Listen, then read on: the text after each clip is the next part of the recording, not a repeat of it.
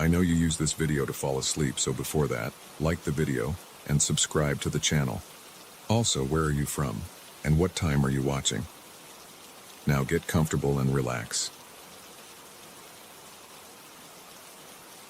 I arrived at the boarding house with a single suitcase and a small backpack. The building was old, with faded green paint on the outside and a front door that creaked every time someone walked in. Inside, the hallway smelled like damp wood and cheap cleaning supplies. The landlady showed me my room on the second floor. She was a short, older woman with thin hair and thick glasses. Her voice was quiet, and she moved slowly, as if she didn't want to draw attention to herself. She gave me a key and pointed to my door. Across the hall, there was another door. She never mentioned who stayed there. My room was simple, just a bed, a small table, a wooden chair, and a chest of drawers. The window overlooked a narrow alley. I could see a brick wall and a few trash cans. There was no lamp on the ceiling, only a cheap floor lamp in the corner and a dim light bulb in it. The mattress was thin, and the sheets smelled clean but old. I placed my suitcase beside the bed and sat down. I could hear muffled voices somewhere downstairs and footsteps coming up the stairs as someone passed by. The floorboards creaked loudly, a sound that seemed to echo through the building. Later that first evening, I started to notice something about the room across the hall. I had not seen anyone go in or out of it. The door was plain, with chipped paint and a dull brass knob, but from inside I heard soft sounds. It sounded like someone dragging their feet back and forth on the wood floor. Sometimes there was a low voice, barely audible, like someone whispering to themselves. I heard a constant creaking noise too, as if the floor inside that room had a loose board and the person kept stepping on it again and again. I left my room a few times that evening to use the shared bathroom at the end of the hall. Each time I paused and looked at that door. I never saw it open. I never heard the knob turn. Still, the noises continued. I listened closely, pressing my ear to my own door when I was inside, but the sounds were always faint and hard to place.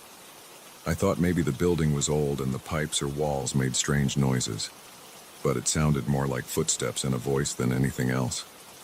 The second night, I tried to sleep, but woke up around midnight. The corridor was quiet, and I felt thirsty. I opened my door, intending to go down to the kitchen area to get some water. The hall was lit by a single dim bulb. The door across from mine stood closed as always. I stopped in front of it. I listened. I heard something faint inside. Scraping sounds, like nails on wood, and quiet shuffling steps. I leaned forward and placed my ear close to the surface of the door. I could hear slow breathing. It was not mine. It came from the other side. I knocked softly, expecting whoever was inside to respond. Nothing happened. I knocked again, a bit louder. No answer. The breathing sound stopped. I felt the tiny hairs on my arms rise. I didn't say anything. I stepped back and waited. The hall was silent except for the distant hum of the old refrigerator downstairs. Eventually, I turned around and went to get my water. When I returned, I listened again, but I heard nothing. On the third day, I asked the landlady about the room. She looked at me with a blank expression. She shrugged and said someone rented it. She did not say if it was a man or a woman. She didn't even confirm that the person was still there. She turned around and walked away before I could ask more. I tried asking one of the other tenants, a man who stayed on the first floor. He said he didn't know anything about the person in that room. He said he never saw them either. That evening, I noticed something else. The hallway light cast shadows on the floor and walls. I had become familiar with the shape of the furniture in the corridor. A small table with a vase next to the stairway, a coat rack near the front door downstairs, and a tall old clock at the end of the hall on the second floor. But the shadows near the door across from mine seemed off. I stood there, looking at the floor and walls. The shadows didn't match anything I could see. There was no furniture that would create those shapes. They looked like narrow shapes moving slightly, but there was nothing there. I went closer and saw that the shadows shifted as I moved, but not in a way that made sense. I leaned over and tried to figure out what object could cause them. I ended up confused. I saw only the bare wooden floor, plain walls, and that closed door. Yet the shapes persisted for a few seconds and then were gone. I returned to my room and shut the door. My heart was beating fast. I stood by the door for a long time, just holding the doorknob and listening. I heard those slow footsteps again, the dragging steps, like someone shuffling without lifting their feet. I heard a whispering voice. It was impossible to make out words. It sounded weak and constant, as if the person was talking to themselves or reciting something. I stayed quiet and tried to control my breathing. My mouth felt dry and my neck was tense. I pressed my ear against my door and listened. The whispering went on for at least a minute, then stopped. Silence. I finally let go of the knob and stepped back. That night, I struggled to sleep. I kept waking up. Each time I listened for noise. Sometimes I heard it, sometimes I didn't. In the morning, I got up and decided to inspect that door up close.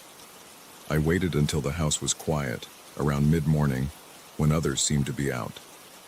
I walked up to the door and ran my fingers over its surface. The paint was peeling. Near the lower half of the door, I found marks. They were scratches, thin and uneven, as if someone with jagged nails had scraped at the wood. They went in short, straight lines, clustered together. They were fresh enough that I could feel splinters where the wood had been torn. I knelt down and looked closely. There was no paint chipped in the scratch marks, as if they were new. I touched them, then pulled my hand back.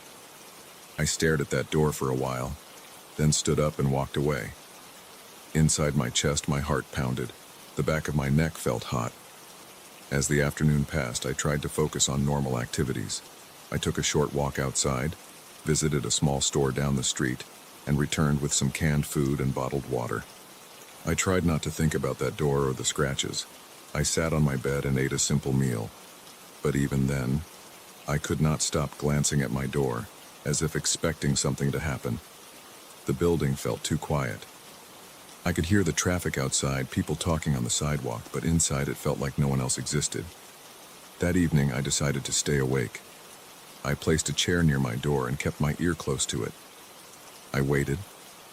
Around 11 at night, I heard the familiar dragging footsteps. They were slow. I heard them move from one side of that room to the other and then back again. I heard the floorboards squeak in a pattern, as if someone paced. Then I heard that whispering voice. It sounded like a single person, quiet, breathing between words. I could not make sense of the sounds. They were too soft and mumbled. I did not dare to step into the hallway. I stayed behind my door and listened. My stomach tightened. My hands felt cold and clammy. I was very aware of my own breathing and tried to keep it silent. After a few minutes, the whispering stopped. The steps stopped. I leaned forward and listened harder. Then I heard a gentle scraping sound, like nails on wood again. It lasted a few seconds and stopped. Silence. At that point, I felt frustrated. I wanted to know who was in there. I wanted to see them. I did not want to keep guessing. I opened my door softly and stepped out. The hallway light was dim as always. The other door remained closed. Everything looked still. I approached it. I thought about knocking again, but my hand froze. I noticed something new. Near the doorknob, there were more scratch marks. They were smaller and arranged in a way that made it look like someone had gripped the door near the knob, scratching at it. I leaned in and sniffed. The door smelled like old wood and dust, nothing else. I pressed my ear against it. I heard nothing, not even breathing. I tried the knob. It was locked. I twisted it gently, but it would not budge. I knocked, louder this time. No answer. I put my face close to the wood and spoke quietly, asking if anyone was there. Nothing. Silence. I stepped back and looked around. The hallway was empty. The shadows looked normal this time.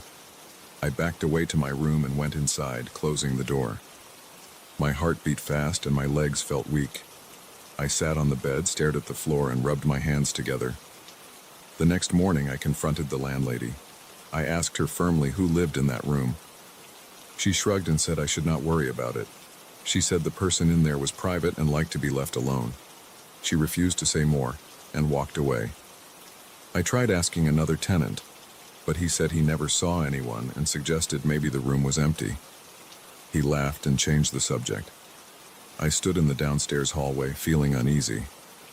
I considered leaving the boarding house, but I had paid rent for the month and didn't have extra money to move elsewhere right now. That afternoon, I hovered near the top of the stairs, watching the hallway. I saw no one come in or out of that room. Occasionally, I heard movement inside my own room, the old building creaking as if someone walked in the room next door. I leaned over the railing and looked down the staircase, expecting maybe to see a stranger, but no one came. In the early evening, I decided to try something different. I pulled my chair close to my door again, turned off my lamp, and waited in the dark. I pressed my ear against the door. For a long time, there was nothing. I began to feel foolish. I wondered if maybe I was imagining these noises. But then I heard it again, dragging steps, slow and deliberate. I opened my door a crack, just enough to peek into the hallway. I could see the other door dimly lit by the corridor light. I saw the doorknob turn, just a slight movement, but the door did not open. I held my breath. The doorknob twisted again, but only a fraction. Then it stopped. I heard a scraping sound like nails scratching. The door shook slightly. Then it was still. I stepped out quietly. My heart was pounding. I approached the door, moving slowly. My feet felt heavy. I reached out and touched the knob. It was cold and still. I tried it again. Still locked. I pressed my ear to the door. I heard a quiet breathing sound, very close. It sounded like someone standing right behind the door. I pulled back and took a step away. I felt a strong urge to leave. I wanted to get out of this building. But I stayed. I watched the door for a long time, just standing there in silence. Nothing happened. I returned to my room and sat on the bed. I considered calling the police or asking someone else to help me break down the door, but I had no proof of anything illegal. There was just someone in there who never came out. It was strange, but not necessarily a crime. I thought about the scratches, the whispering, the footsteps. I tried to figure out what kind of person behaved like that. Maybe they were sick or disabled. Maybe they were afraid to leave their room, but then why the whispering at night and the scratching sounds? As days passed, I tried to ignore it. I went about my business, leaving for a few hours each day to go to the library or walk around town. But every time I returned, I heard some sign that the person in that room was still there. I never saw them enter or exit. I never got a glimpse of their face or their figure. At night, I still heard their footsteps and voice. Some nights it was quiet, and I almost managed to sleep peacefully.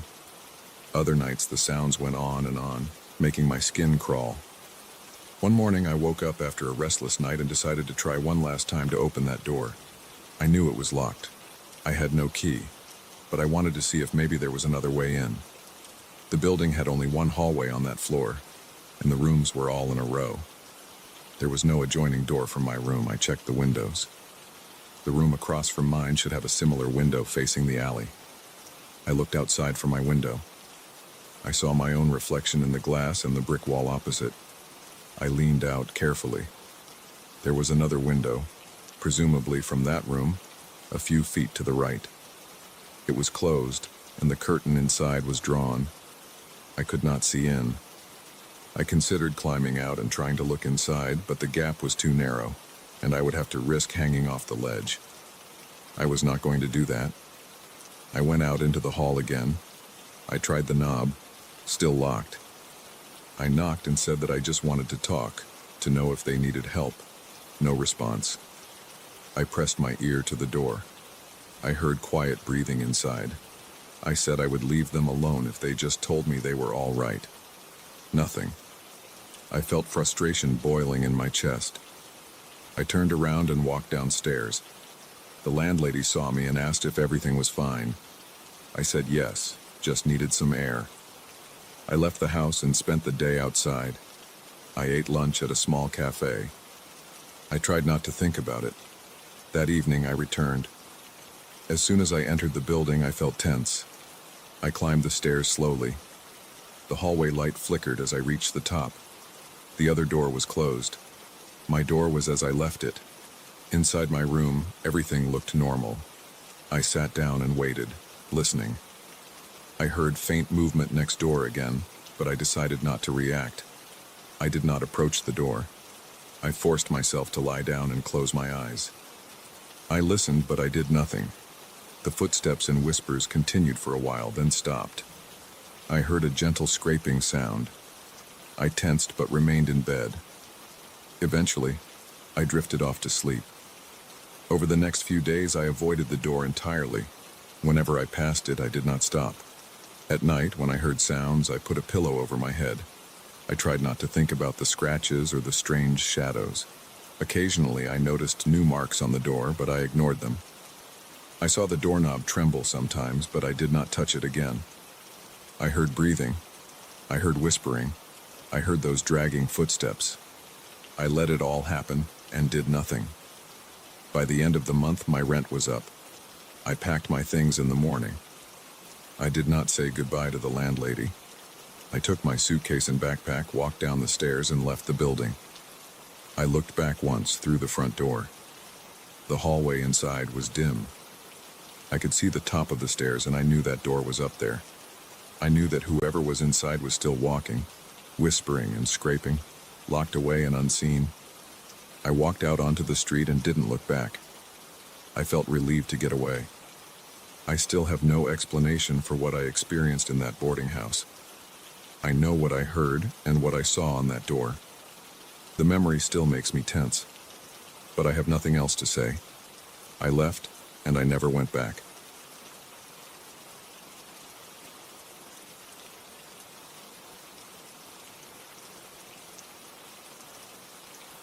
I entered the old mansion late in the afternoon. The rental agreement was simple. The owner stayed away. I had the key, and it was all mine for as long as I could pay. Outside, the hill was covered in thick fog. I could barely see the path. My car's headlights reflected against wet leaves and warped wooden fences. The driver's seat was uncomfortable. My back was sore. I had to carry my suitcase and a box of supplies up the front steps. The door creaked. The smell inside the entry hall reminded me of old furniture, damp floors, and stale air. There was a light switch on the wall. It worked, but the bulb was weak. The room remained dim. I noticed silence, except for my own breathing and the soft hum of my car's engine cooling outside. I locked the front door and walked through the downstairs rooms. There was a living room filled with heavy chairs, a sofa, and a low table. Dust floated in the air. There was a dining room with a long table and a row of old chairs, some missing their cushions. The kitchen had a stone floor, an old refrigerator, and a gas stove with a spark igniter. The counters were worn, the shelves empty except for a few glasses and plates. A back door led outside, but the fog and darkness pressed against the window panes. I decided not to go out again that night. I carried my things upstairs. The steps were uneven. The banister felt rough under my hand. There were 4 bedrooms along the hall. I chose the one at the far end because it had a bed without a ripped mattress. I put my suitcase on the floor, opened it, and took out my toothbrush, a bar of soap, and a towel. The bathroom was across the hall. The pipes groaned when I turned on the faucet. The water ran brown for a moment before turning clear. I washed my face and dried it. My skin felt cold. I noticed a strange tension in my stomach. Maybe it was the silence or the fog or the old wood smell. Back in the bedroom, I tried to unpack. I took out some clothes and hung them in a small closet. The closet door squeaked. I placed my shoes by the bed. The floorboards made soft creaks. I checked the windows. They were closed. The glass was cloudy. I couldn't see outside, only a faint gray blur. I decided to lie down for a moment before exploring more. My back ached from the drive. The mattress was firm, a bit lumpy, but better than sleeping in the car. I was dozing off when I heard a sound in the hallway. It was a soft tap, like a footstep. I froze and listened. I heard nothing more. Maybe the old pipes or the wind. I sat up and walked to the door. I opened it slowly. The hallway was empty. Dim light from a single bulb in the ceiling. I looked left, then right. No one there, No sound. I closed the door and locked it. I returned to bed. I woke up to darkness. The light bulb I had left on in the bedroom was off. I felt along the bedside table. The switch was on. I tried it back and forth. No response. I got up and moved toward the window. I held my hands out to avoid bumping into anything. I reached the door and opened it. The hallway light was still on, so at least there was some illumination. I felt relief seeing that pale glow. I went back into the room and flipped the switch again. Nothing. The bulb must have burned out. I didn't feel like sleeping in the dark. I went to get a spare bulb if I could find one. I searched the hallway closet. There were old linens and a broom, but no bulbs. I tried the other bedrooms, opening doors carefully. I saw beds covered with sheets, empty dressers, and dusty floors. Nothing useful. I heard a whisper in the corridor. It made my scalp tingle. It sounded like someone speaking softly in another room. I followed the sound. It seemed to come from the direction of the stairs. I walked slowly, my socks silent on the wooden floor. At the top of the stairs, I leaned over the banister and looked down. The entry hall was dark. The whispering sound repeated, but I couldn't understand any words. I stood there holding my breath. My heart thumped. Then I saw something move at the far end of the hallway. A quick shape, dark, and without detail. I turned my head to focus, but it was gone. I gripped the banister harder. My knuckles felt stiff. I couldn't tell if I was imagining things or if someone was really here. I decided to go downstairs. I tried to act calm. The steps creaked louder at night. I stepped into the living room. The furniture looked the same, but now the silence pressed harder on my ears.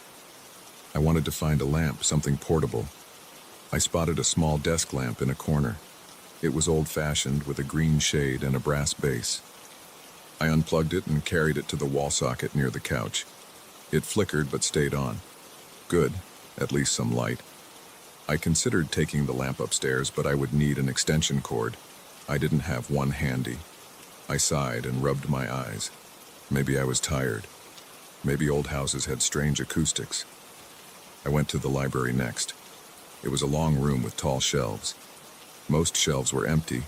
Others had a few thick books with cracked spines. The floor was covered with a thin rug. The air smelled musty. I stepped inside and looked at the desk in the corner. A few loose papers lay on it, and a small wooden box with a sliding lid. I approached and heard a whisper again. It was very faint. It made my neck tense. I spun around and saw no one. My heart rate went up. I could feel the pulse in my ears. I breathed through my mouth to stay quiet. I reached out to touch one of the books. It felt dry and rough. I turned the cover. Inside were old handwritten notes, but the ink had faded. I couldn't read them in the low light. I tried the desk lamp switch on the desk, but it didn't turn on. I felt along the wall for a light switch. I found one and flipped it. One overhead bulb lit up the library. The whispers faded, replaced by a hollow silence. I turned back to the desk and checked the drawers. Empty. I examined the wooden box. It was empty too. Just dust inside. I left everything as it was and turned to leave. When I reached the door, I noticed a shape at the far end of the room near the shelves. I stood still, staring. The shape seemed like a person's outline, but with no features. I backed up, keeping my eyes on it. It didn't move. I felt a chill on my arms and neck. The hair on my arms stood up. I stepped back again, and the shape vanished. It was like a blink. One moment it was there, and then gone. I walked out, breathing hard. I rubbed my face. I felt sweat on my forehead. I told myself to calm down. There was no sound now, no footsteps. I returned to the living room. The lamp was still on. Everything was normal there. I sat on the sofa and waited. I tried to think. Objects wouldn't move by themselves. People wouldn't vanish without a sound. Maybe I was too tired. Maybe I needed sleep. But I also felt watched. I looked behind me, checked each corner. No one. I decided to test something. I placed my keys on the low table in front of me. I watched them for a full minute. They didn't move. I got up, left the keys on the table, and went to the kitchen. I opened the fridge. It was empty. I drank water from the tap. It tasted metallic. I splashed some on my face. When I came back to the living room, the keys were gone. I had left them right in the center of the table. Now the table was empty. I bent down to check the floor, the cushions, under the sofa. Nothing. My heart pounded again. I felt a hollow pressure in my chest. I stood up quickly and looked around. Nothing. I was alone in a silent room and my keys had disappeared. I called out, "Who's here?" My voice echoed slightly. No answer. I checked behind the curtains, under the furniture, inside drawers. I didn't find my keys. I tried to keep calm, but my legs were shaking. I went upstairs again. The hallway was quiet. I entered my bedroom, and on the bed, I saw my keys. They were right on top of my pillow. I stared at them, then picked them up. My hand shook. I felt tension in my jaw and shoulders. I thought about leaving, but I had paid for the place. Also, I was curious. Nothing had hurt me so far. It was just unsettling. I decided to stay awake and watch what happened next. I sat on the bed with my back against the headboard. I kept the hallway light on. I listened. Hours passed. I heard soft taps in the corridor. I felt small breezes inside the room, like someone walking around. I saw shadows shift near the edges of the doorframe. Every time I tried to focus, they disappeared. I rubbed my eyes. I tried not to panic. Eventually, I got up and decided to explore the library again. I wanted to see if I could figure out what was happening. Maybe I could find something written down by the previous occupants. I headed downstairs carrying a small flashlight I found in my suitcase. It was weak, but better than nothing. I stepped into the library and turned on the overhead light again. I examined the shelves more carefully. Some books were just old volumes of encyclopedias. Others had personal notes inside. I flipped through pages, squinting. I found a thin journal tucked behind a thick hardback. The journal's first pages described the mansion's previous owner. He mentioned strange events after dark, unexplained footsteps, and disappearing objects. He wrote that no one ever spoke to him directly. He felt watched. He mentioned that he tried to communicate by leaving notes around. In response, objects moved to different rooms. He tried speaking aloud, asking questions. He never got a clear answer, but he noticed that certain rooms stayed quiet while others seemed active. He also wrote about the library whispering at night. He never understood what it was saying. I closed the journal and placed it on the desk. I felt relieved that I wasn't imagining things. The same presence had affected the previous owner. I tried what he said. I spoke out loud. "I know you're here. I don't know who you are. I don't want to fight. What do you want?" Silence followed. I waited. Then I saw movement at the far end of the library. I didn't panic this time. I held my flashlight steady. I said, "I'll leave something on the desk. Move it if you understand." I took a small pen from my pocket and placed it in the center of the desk. I stepped back, keeping the pen in sight. After a few moments, I saw it slide an inch to the left. I felt my stomach tighten, but I stood still. "Okay," I said. "You understand me. Do you want me to do something?" Move the pen once for yes, twice for no. The pen stayed still. "Can you show me something?" I asked. The pen rolled off the edge of the desk and fell to the floor. I flinched. My pulse raced. I bent down and picked up the pen. I looked at the shelves again. I noticed one shelf had several boxes and loose pages. I said, "Should I look there?" The pen slid out of my hand and fell onto the rug. I took that as a sign. I went to the shelf and checked the boxes. Inside one box was a stack of letters. The letters mentioned an old dispute about property boundaries. They mentioned someone who used to live here, who spent years trying to resolve legal problems. He wrote that he felt trapped. He wrote that he hoped someone in the future would understand. The letters were all signed with initials only. I stood there feeling the weight of the silence. I said, "Is this about the letters?" No answer. I left the letters out on the desk. I took the journal and placed it next to them.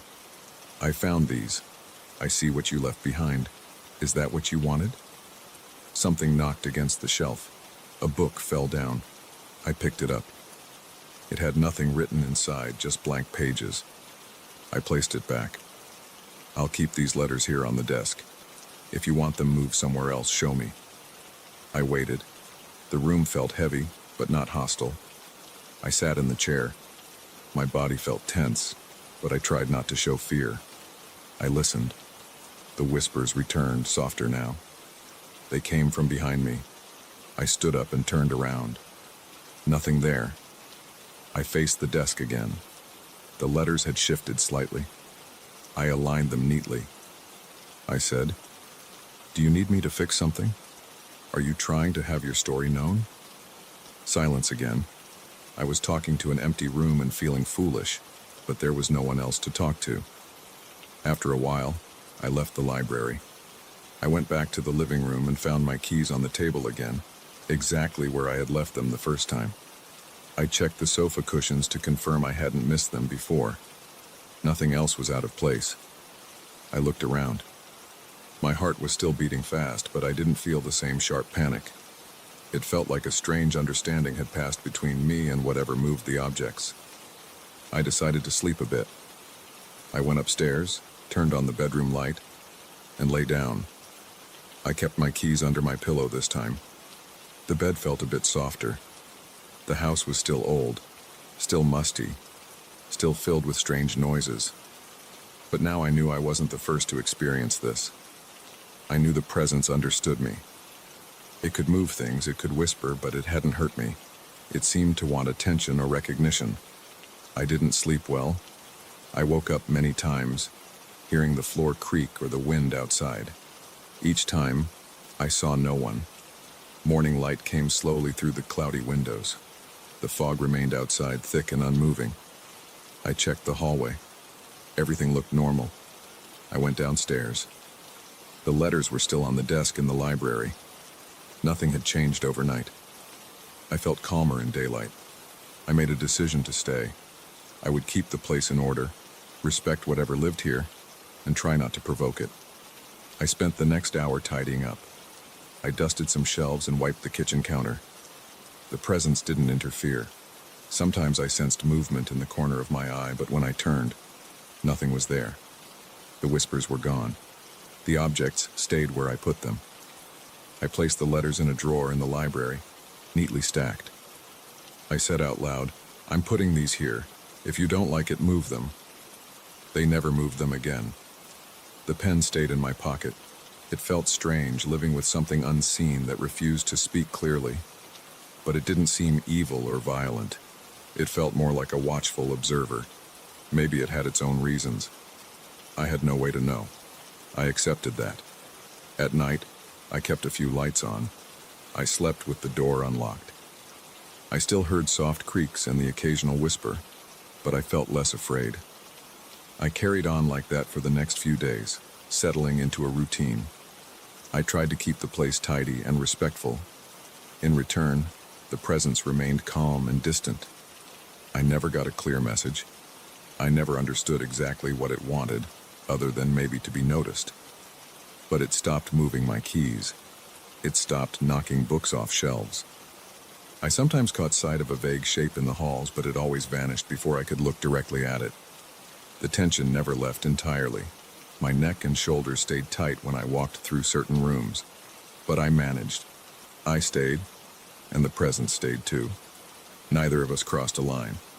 In the end, I learned to live with it. I never solved the mystery. I never needed to.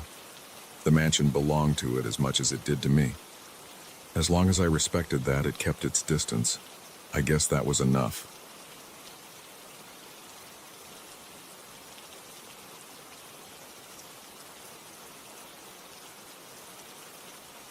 I remember the day I arrived at that property. It was late afternoon and the sky looked clear. I had just inherited the place from a distant relative I barely knew. I had driven up in my old truck, parked near the front porch, and looked out at the wide fields and the old farmhouse. The paint on the house was chipped, and the wooden boards creaked under my boots.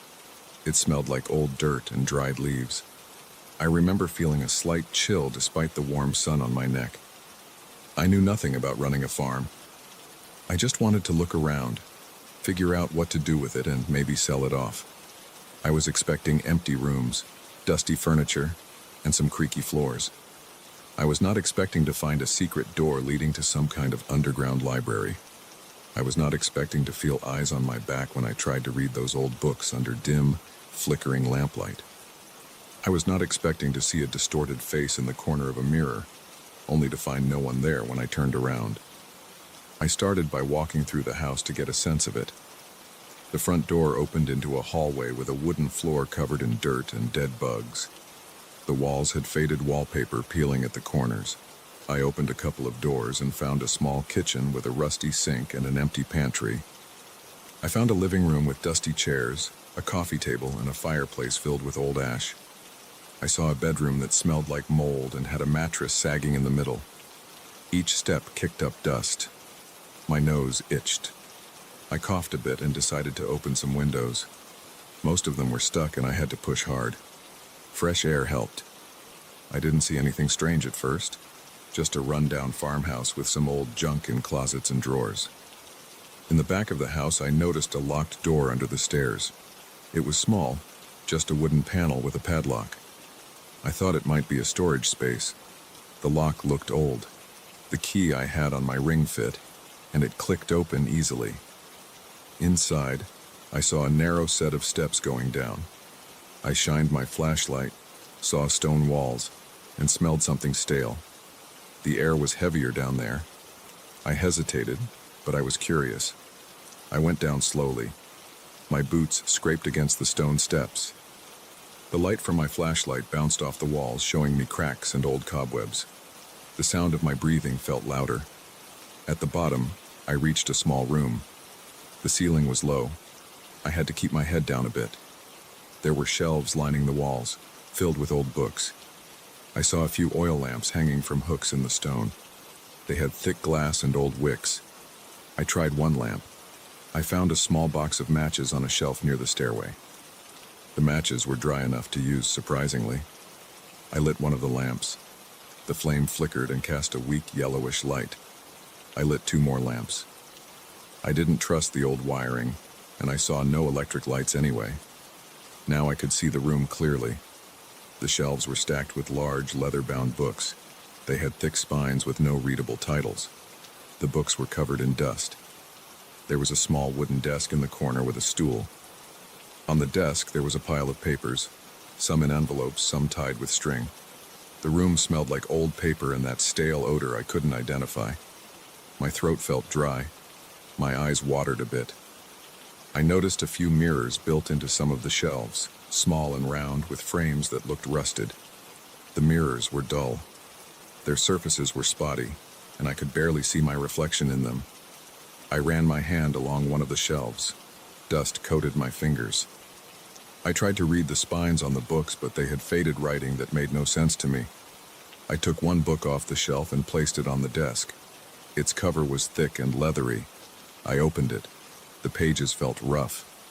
I saw cramped handwriting and strange symbols. The language was not familiar. I could not tell if it was some old form of English or something else. I flipped through the pages, squinting. My flashlight was still in my hand, so I set it down on the desk. I heard the lamp flame crackle quietly.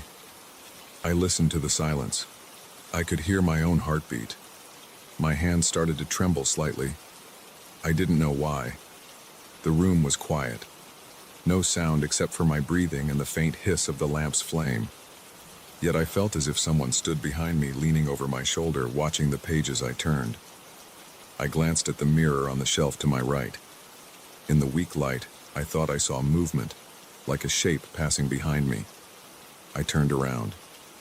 There was no one there, just shelves, stone walls, and dust. I felt a tightening in my chest. I held the book open and stared at the words. They meant nothing to me. They were just letters and symbols, ink faded to brown. Some lines looked like diagrams, but I couldn't be sure. I ran my finger along the text and felt bumps in the paper. My finger left a trail in the dust. I decided to try another book. Maybe there was something more understandable. I put the first book back on the shelf and took another one. This one was heavier.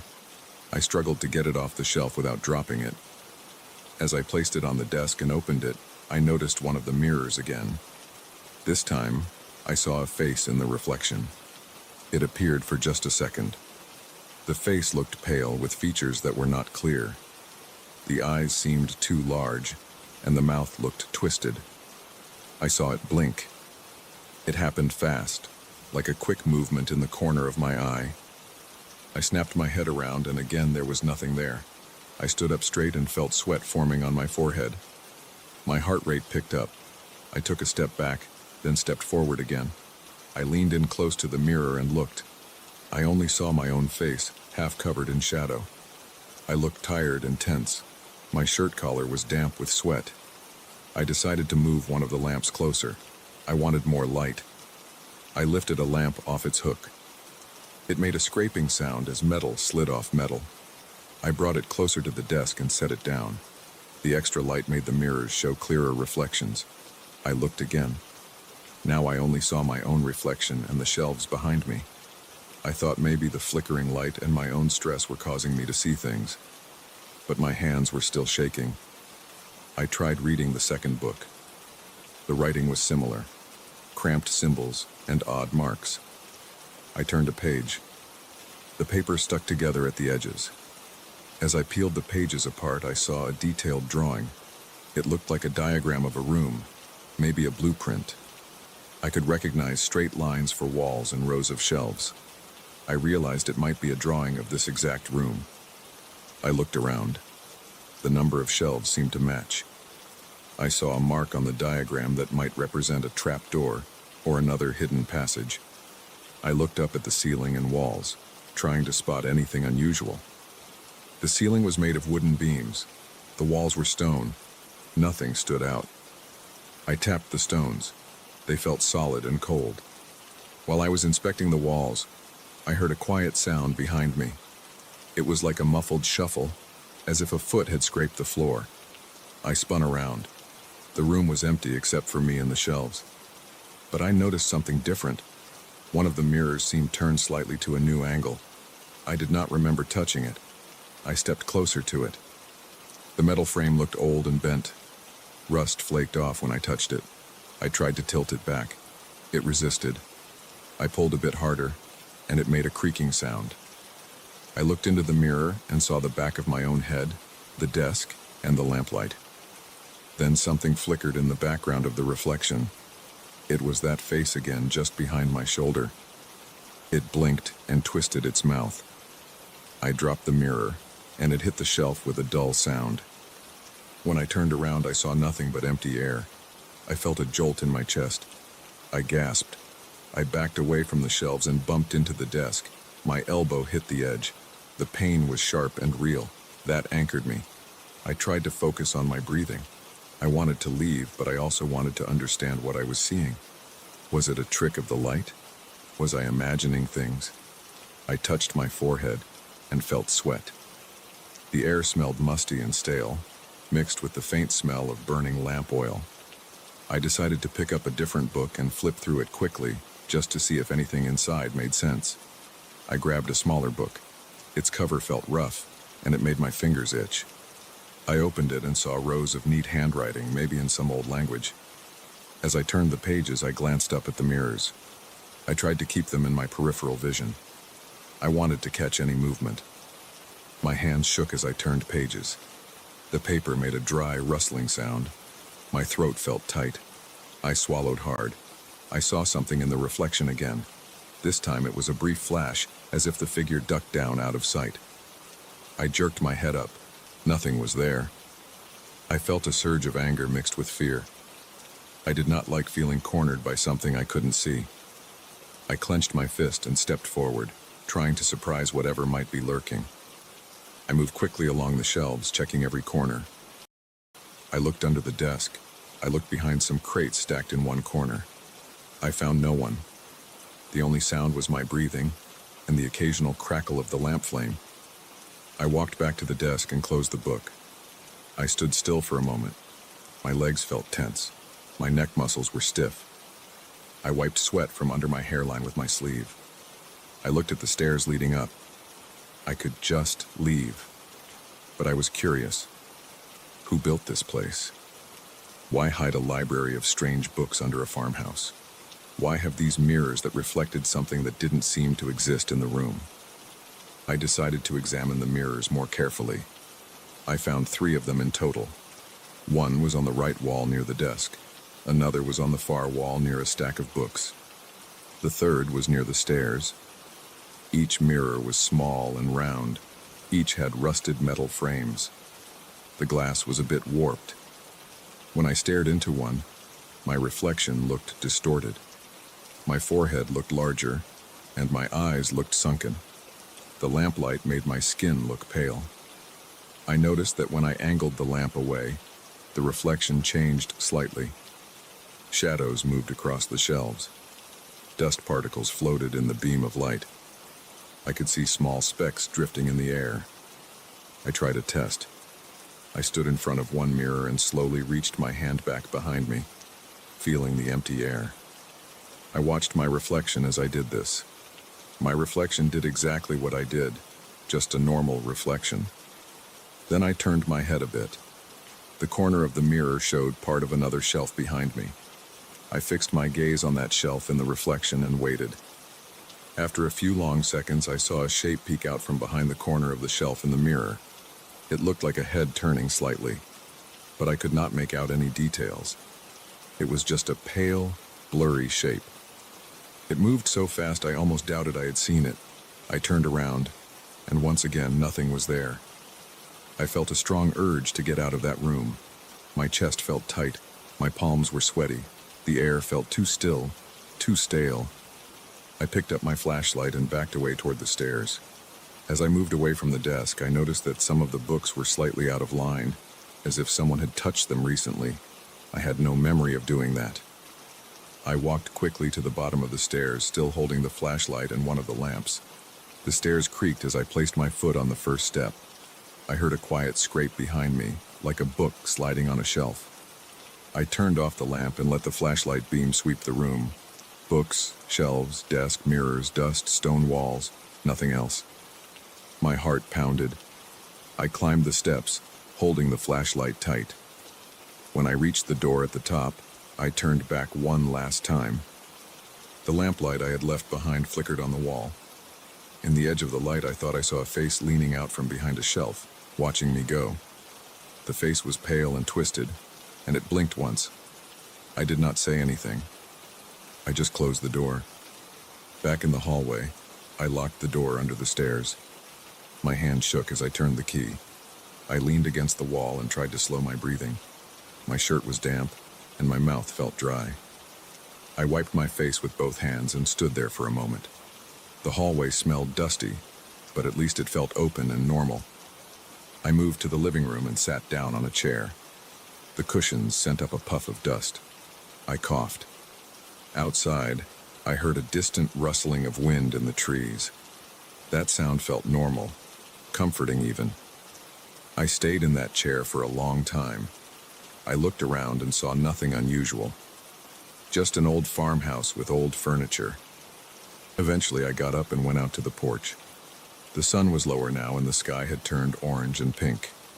I stood there, breathing fresh air, trying to clear my head. I thought about the books, the mirrors, and that face blinking at me. I had no explanation. I just knew I did not want to go back down there. I wanted to keep the door locked and maybe find a way to move on from this place. I had inherited it, but I was not prepared for whatever was hidden below. I felt that tightness in my chest loosening a bit as I looked at the open sky. I told myself I would never return to that secret room. I told myself I would leave those books and that twisted reflection alone. I stood there until the light faded. I didn't have any plans yet, but I knew I would not spend the night here.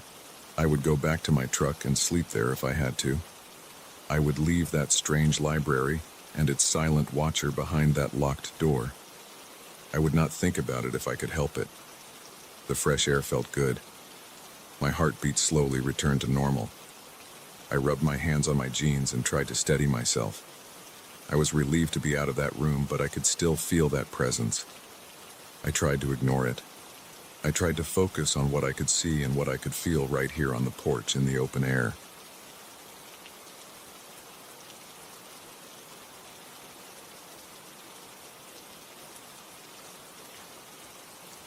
I went up there that night because I heard footsteps. They sounded like slow, steady steps on old boards. I knew my attic was empty. I never stored much up there. Still, I couldn't ignore the noise. I grabbed a flashlight and a small hammer, something I picked up at random from the kitchen drawer. I didn't want to head up unarmed. When I got up into that cramped space, I found a triangular window I'd never paid attention to before. Its glass was cracked. On the other side, there was a figure, pale and silent. I stopped breathing right then and there. I just stood and stared at that face through the cracked glass, feeling my stomach tighten and my heartbeat push against my ears. I held the flashlight against my chest and stood near the opening to the attic. It was dark, dust in the air, and the smell of old wood made me cough. I could still feel the chill from outside creeping through that cracked window.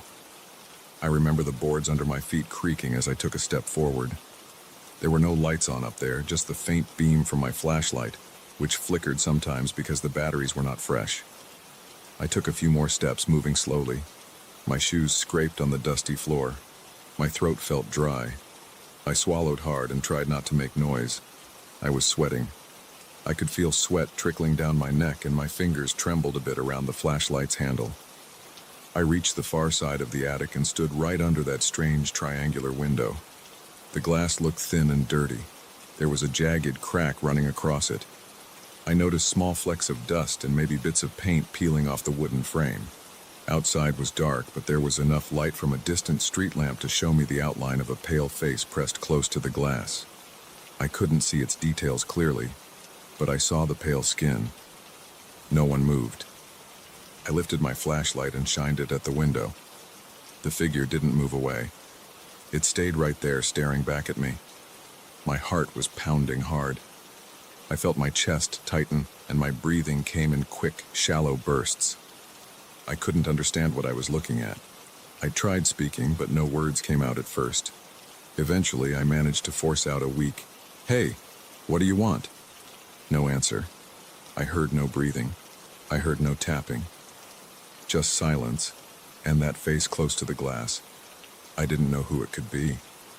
I thought maybe someone climbed onto my roof. Maybe someone was playing a trick on me. I stepped closer, my hammer raised in my other hand. I could see now that the figure's eyes looked dark, maybe black. The skin was almost white and I saw no hair. There were no features that stood out, just this pale face and those dark eyes. I felt the muscles in my legs tighten, ready to run if I had to. I tried again to speak. "Can you hear me?" Nothing. No response, no nod, no shaking of the head, just silence. The cracked glass was maybe an inch from that face. I didn't know if the glass would hold if the figure pushed. My hand holding the hammer felt sweaty. I adjusted my grip and thought about what would happen if the window broke. I moved the beam of the flashlight around the attic, looking for something to block the window. I found an old wooden trunk. It looked heavy, covered in dust. I dragged it across the floor, making a loud scraping noise. The figure remained at the window, watching. I felt the hair on my arms stand up as I worked. I lifted the trunk and placed it under the window.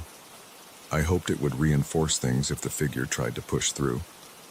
I stood on the trunk, got closer to the glass. My face was maybe 2 feet away from that pale head. I tried tapping the glass gently with the handle of the hammer. I wanted to see if I'd get a reaction. Nothing. I tapped harder. Nothing. Then the figure raised a hand and pressed it against the glass. I heard the glass creak. I jerked back, almost losing my balance on the trunk. I jumped down and stood behind the trunk, breathing hard. I wiped sweat from my face with my sleeve. My mouth felt dry. I tried to swallow. The attic was quiet, except for my breathing. I pulled out my phone and checked the signal. Almost nothing. I tried making a call to the police. The call didn't go through. I tried sending a text. It failed. I cursed under my breath. I shouted, "I'm calling the police." The figure didn't move. I looked around and found some old metal rods and a piece of rope. I tried reinforcing the window frame. My hands shook as I worked. I tied the rods across the frame, hoping to prevent the window from opening. The figure watched. I saw the faint reflection of my flashlight's beam on its pale face. I didn't hear it breathe or move. I finished tying the rope, hands clumsy and slow. I checked the attic door behind me, the one that led back to my hallway. It had swung closed. I tried opening it. It felt stuck. I pulled harder. It wouldn't budge. I kicked it, but it only rattled. I could feel panic rising in my chest. I didn't want to be stuck up there with that thing at the window. I pulled again, feeling sweat roll down my temples. The door finally gave a little. I shoved my shoulder into it. It creaked and opened a crack. I could see my hallway light below. Before I left, I looked back at the window. The figure was still there, palm against the cracked glass. The crack spread a little more. A tiny shard fell inside. It landed on the floor. I watched it as if it were something dangerous. I wanted to leave, but I also didn't want that figure to break in once I was gone. I tried pushing the trunk closer to the window. I shoved a plank of wood in front of it. I pressed my shoulder against the trunk and felt the rough wood against my shirt. I tried to wedge the plank under the frame. The figure pressed harder. The glass groaned. I backed away. My voice came out shaky. "Just go away," I said. It didn't react. I didn't know what else to do. I turned and forced the attic door open wider, placing my foot on the top stair. I held the flashlight in one hand and the hammer in the other. I considered taking one more look to be sure it wasn't just my imagination. I turned and aimed the flashlight at the window. The figure's eyes met mine, dark and unwavering. I felt a surge of adrenaline. I hurried down the stairs, each step creaking loudly. My breath was rapid and shallow. My legs felt weak and my hand gripped the railing so hard my knuckles hurt. I reached the hallway and pushed the attic door closed behind me. There was no proper lock on it, just a latch. I slid the latch in place and pressed my ear against the door. I listened. No sound, no footsteps. I couldn't tell if the figure was still there. I moved away from the attic door, keeping my eyes on it. I took out my phone again and tried calling the police. This time I moved around the hallway, hoping for a better signal. After a few attempts, I got through. I told them someone was at my attic window refusing to leave. I kept it simple. I said I felt threatened. They said they'd send someone. I walked down the stairs to my living room and turned on a lamp. The soft light felt safer than the darkness upstairs. I tried to calm down. I noticed my hands were shaking. I placed the hammer on the coffee table and waited. I could hear my own breathing slow down a bit. I checked the front door to make sure it was locked. I peered out a window in the living room. The street looked empty and quiet. After some minutes, I heard a knock at the door. I jumped at the sound. It was the police. 2 officers. They came inside, flashlights in hand. I led them upstairs to the attic door. My voice sounded uneven as I explained what happened. They opened the attic door, shining their flashlights around. I followed them a few steps behind. We reached the attic again. The trunk was still there, the rods and rope still in place. The window was cracked, a few shards missing. Dust was still in the air. The officers moved boxes and old junk around, checking every corner. They opened the window and looked outside. They didn't see anyone. One of them leaned out carefully, shining the flashlight along the roof. He didn't find a ladder or any marks. He said maybe someone climbed down already. I stood there, arms folded, rubbing my forehead, feeling embarrassed and frustrated. I insisted that I saw someone. I told them about the pale face, the hand pressed against the glass. They just nodded and said they believed me, but they couldn't find anyone now. They told me to keep an eye out and maybe board up the window until I can get it fixed. They suggested I call them if it happens again. They seemed calm, as if it wasn't a big deal.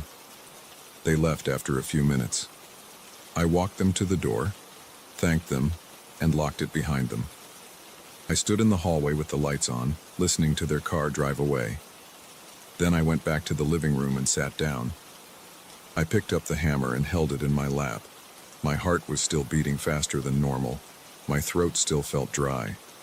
I thought about going back to bed, but I didn't want to sleep upstairs. I stayed downstairs, turning on a few lights to feel safer. I checked my phone again. The signal was fine now. I guess it was just weak in the attic. I considered calling someone I knew, but it was late. I didn't want to bother anyone. I decided to wait until morning to deal with the window. I listened to the quiet house. I heard the hum of the refrigerator, the distant sound of a neighbor's dog barking at something. I waited, half expecting to hear footsteps above me again. I heard nothing. Hours passed. I checked the front door again, looked out the window onto the street. Still nothing unusual. I sat there in the living room chair, hammer in hand, until the first light of morning came through the windows. My neck was stiff, and my shoulders ached. My legs felt heavy. I stood up and stretched. I looked at the attic door from the bottom of the stairs. It stayed closed. I didn't hear a single sound from it. Eventually, I decided to go up in daylight. I took the hammer again and climbed the stairs. I opened the attic door slowly. The room looked ordinary. Dust in the air, boxes against the walls, the trunk under the window. The window was still cracked. The floor had small shards of glass near the frame. The rods and rope were still in place. The figure was gone. I saw nothing outside but the neighbor's roof and the morning sky. No footprints, no signs of anyone standing on the ledge. I sighed and lowered my hammer. I went back downstairs and called a window repair service. I decided not to tell them about the figure. I just said I needed the window replaced. They said they'd come in a few days. Until then, I would avoid the attic at night. I never figured out what that figure was. I know what I saw. It was right there, silent and unmoving, staring through the cracked glass. I don't have any explanations. All I know is that it didn't say a word. It didn't try to break in. It just stood there, close enough that I could have touched it if not for the glass. I don't like thinking about it. I can still remember how my heart pounded and how my chest felt tight. I remember the way my hands shook when I tried to tie the rods to the frame, the way I couldn't get a signal on my phone at first, the way the figure pressed that hand against the glass and made it crack a bit more. Since that night, I sleep downstairs. I keep my phone charged and a hammer by my side. I still hear the old boards creak sometimes, but I'm never sure if it's just the house settling or something else. If I ever hear footsteps again, I'm not sure what I'll do. For now, I'm just glad I got out of that attic and that I didn't stay there any longer with that silent, pale figure staring back at me.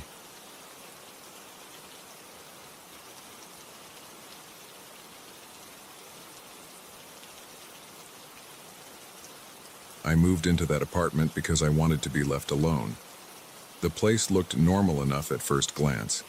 It was on the top floor of an old building that had been empty for a long time. I found it in a classified ad. The rent was cheap, and no one bothered me when I asked to see it. The agent left the key in an envelope and never showed up in person. I took that as a good sign. I didn't want anyone around, and I didn't need explanations. I just grabbed the key, climbed the stairs, and walked in. The stairwell was dark. The walls were stained, and there was a musty smell. My shoes scraped over layers of dust that had settled everywhere. When I reached the top floor and pushed open the apartment door, the hinges squeaked loudly. Inside, it was quiet. There were a few pieces of old furniture left behind. A sofa with faded fabric, a kitchen table with uneven legs, and a bed frame in the bedroom. The windows were dirty, the paint on the walls chipped, and there was rust along the edges of the metal door frames. I noticed the smell of something stale in the air, like damp concrete or old plumbing. But I didn't care. I wanted to be alone. The first night I tried to get settled.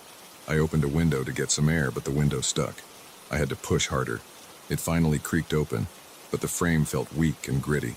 I left it open for a while and unpacked my suitcase. I had a few clothes, some basic food, my phone, and a flashlight. I planned to buy supplies the next day.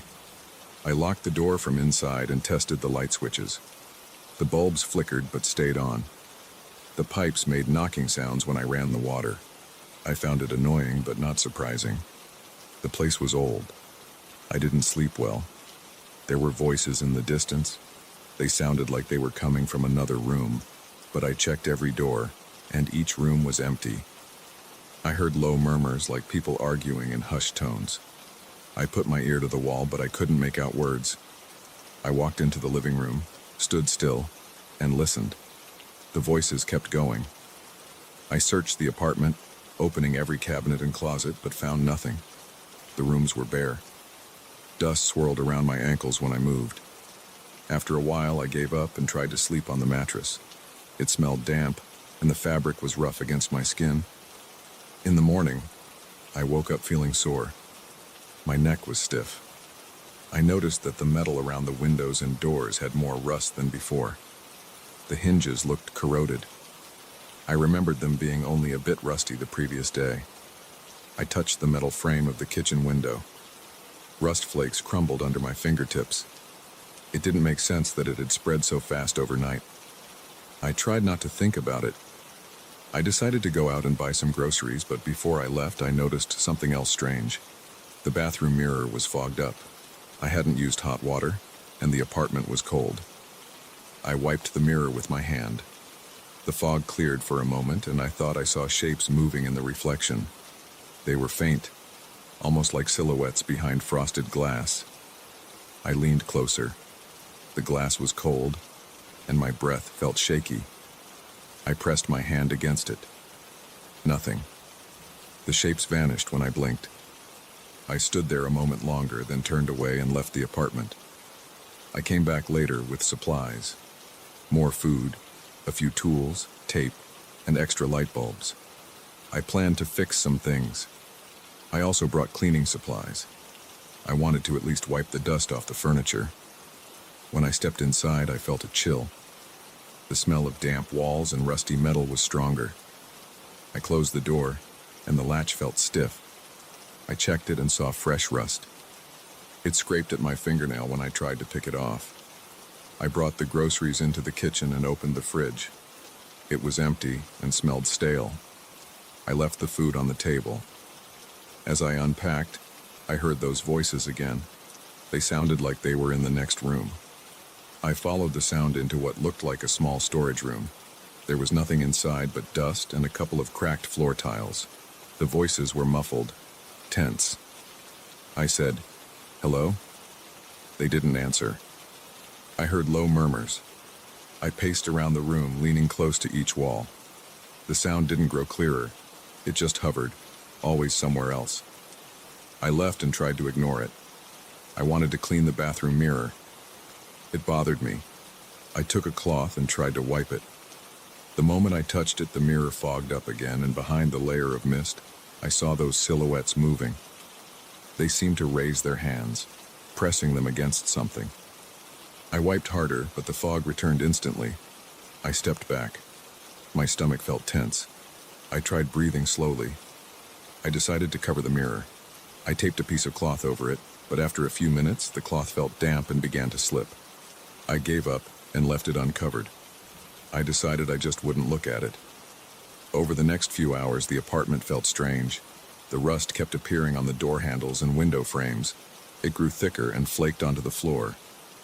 I swept it up, but more appeared. The voices in the empty room never stopped. Sometimes they got quieter, sometimes louder, but always the same low, angry muttering. I tried turning on music on my phone to block it out, but I had no signal. The phone showed no bars. I tried calling someone. The call didn't connect. Later, I tried to open the window to get some fresh air. The window was stuck. The handle wouldn't turn.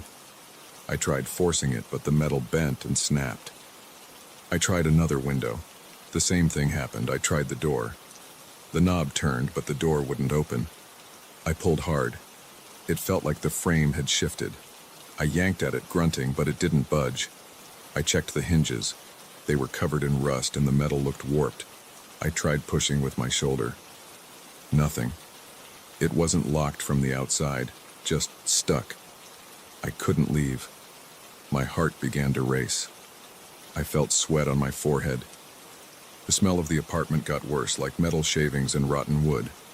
I turned on all the lights. The bulbs flickered but stayed lit. I listened for any sound from outside. Nothing. I tapped on the walls. I shouted for help. No response. The apartment was silent except for those distant voices. They never responded to me. I looked at my phone again. No signal. I tried opening a kitchen drawer, hoping to find tools. I found a few old utensils, a bent fork, a dull knife. Nothing that could help me pry the door open. I tried using the knife to scrape away rust from the door frame. The blade bent. I tried kicking the door. It hurt my foot. I tried prying at the window with the fork. The metal squealed, but didn't move. I went to the bathroom and turned on the faucet. The water ran cold. The mirror fogged up without any reason. I watched the silhouettes. They moved slowly, like people trapped behind glass. I tried talking to them. No response. I tried tapping the mirror. The surface felt normal, just glass. I tried running the water hot, but there was no hot water. Still, the mirror stayed foggy. My chest felt tight. I left the bathroom and tried sitting on the sofa. The springs poked at my back. I tried to ignore the voices. They kept going, always the same tone. It was never loud enough to make out words, just the sound of arguments that never ended. I got up and walked to that empty room again. It was silent when I stepped inside, as if the voices moved elsewhere whenever I entered. I stood still, waiting. Nothing. When I left, they started again. I tried blocking the bathroom mirror with newspapers. The tape wouldn't hold. The paper got damp and fell down. I pushed the sofa against the front door and tried ramming it. The door didn't move. Rust flakes rained down. I covered my mouth to avoid breathing them in. I could taste metal on my tongue. I turned off the lights to see if it made a difference. In the dark, the voices sounded closer and I heard soft creaks in the floorboards. I turned the lights back on. Nothing there. I checked my watch. Time passed, but slowly. I tried to sleep. The bed was damp and smelled bad. I lay there, staring at the ceiling. The paint had cracks and some flakes fell onto my face. I spit them out and rubbed my eyes. The voices grew louder. I got up, clenched my fists and yelled, "Stop!" They paused for a few seconds, then continued. My throat felt dry. I tried drinking tap water. It tasted stale. I drank it anyway. I tried to break the window with a chair. I swung it at the glass. The impact was dull. The glass didn't even crack. I tried again. The chair legs rattled, but the window stayed intact. I picked up my phone and tried again for a signal. Still nothing. I paced around. The apartment was cramped. Every surface felt damp or rough. I tried the door again. No movement. I tried calling the landlord with the apartment's phone line. It just crackled. I said, "Hello? I need help." Silence. I tapped the hook. Static and nothing else. I walked into the kitchen and checked the cabinets. Empty. I opened the fridge. Still empty except for the smell. I took a snack I had brought and tried to eat it. It tasted stale, but I forced it down. My stomach felt uneasy. I tried again to find a way out, pushing at the windows, looking for any gap. Everything was sealed. The building felt like a sealed box. I searched the hallway outside the apartment. The hallway was dark and dusty. The other apartment doors looked old and locked. I tried a door across the hall. The knob wouldn't turn. I tried the stairwell. The door to the stairs was stuck, just like my apartment door. I tried forcing it. The hinges were coated in thick rust. I pushed until my arms shook. No luck. Back inside, the voices wouldn't stop and the mirror silhouettes appeared whenever I was in the bathroom. I tried to ignore them. I stood by the window and waited for sunrise. It took a long time. I watched the faint lights outside. The street was empty. I saw no one. I tapped on the glass, hoping someone outside might notice. No one did. The air felt heavy. I could feel my heart pounding. I rubbed my arms to keep warm. My clothes felt damp and smelled musty. Dust clung to my hair. Every time I touched the metal surfaces, rust came off under my fingernails. The voices kept up their low arguments. The silhouettes shifted around, sometimes pressing their faces close to the glass, sometimes leaning back. I tried to focus on basic actions to keep calm. I rearranged my belongings. I wiped the floors. The dust just spread around. I tried to wash my face again. The water was always cold. My face felt numb. I dried it off with a towel that smelled like old fabric. I sat on the sofa and listened to the building. I could hear faint creaks and pops from the walls. I tapped my foot on the floor. The sound felt hollow, but I couldn't find a weak spot. I tried everything I could think of, but nothing changed. The windows stayed shut, the door stayed jammed, the voices kept arguing, and the mirror showed those silhouettes. I felt sweat trickle down my back. My muscles were tense. My head ached from the smell of rust and damp walls. I didn't know how long I would be stuck here. I tried to shout again for help, but my voice just echoed in the empty rooms. There was no way out. I tried to wait, hoping something would shift. But the night dragged on. The voices never stopped, and I remained there, trapped, with nothing to do but wait and hope something would change.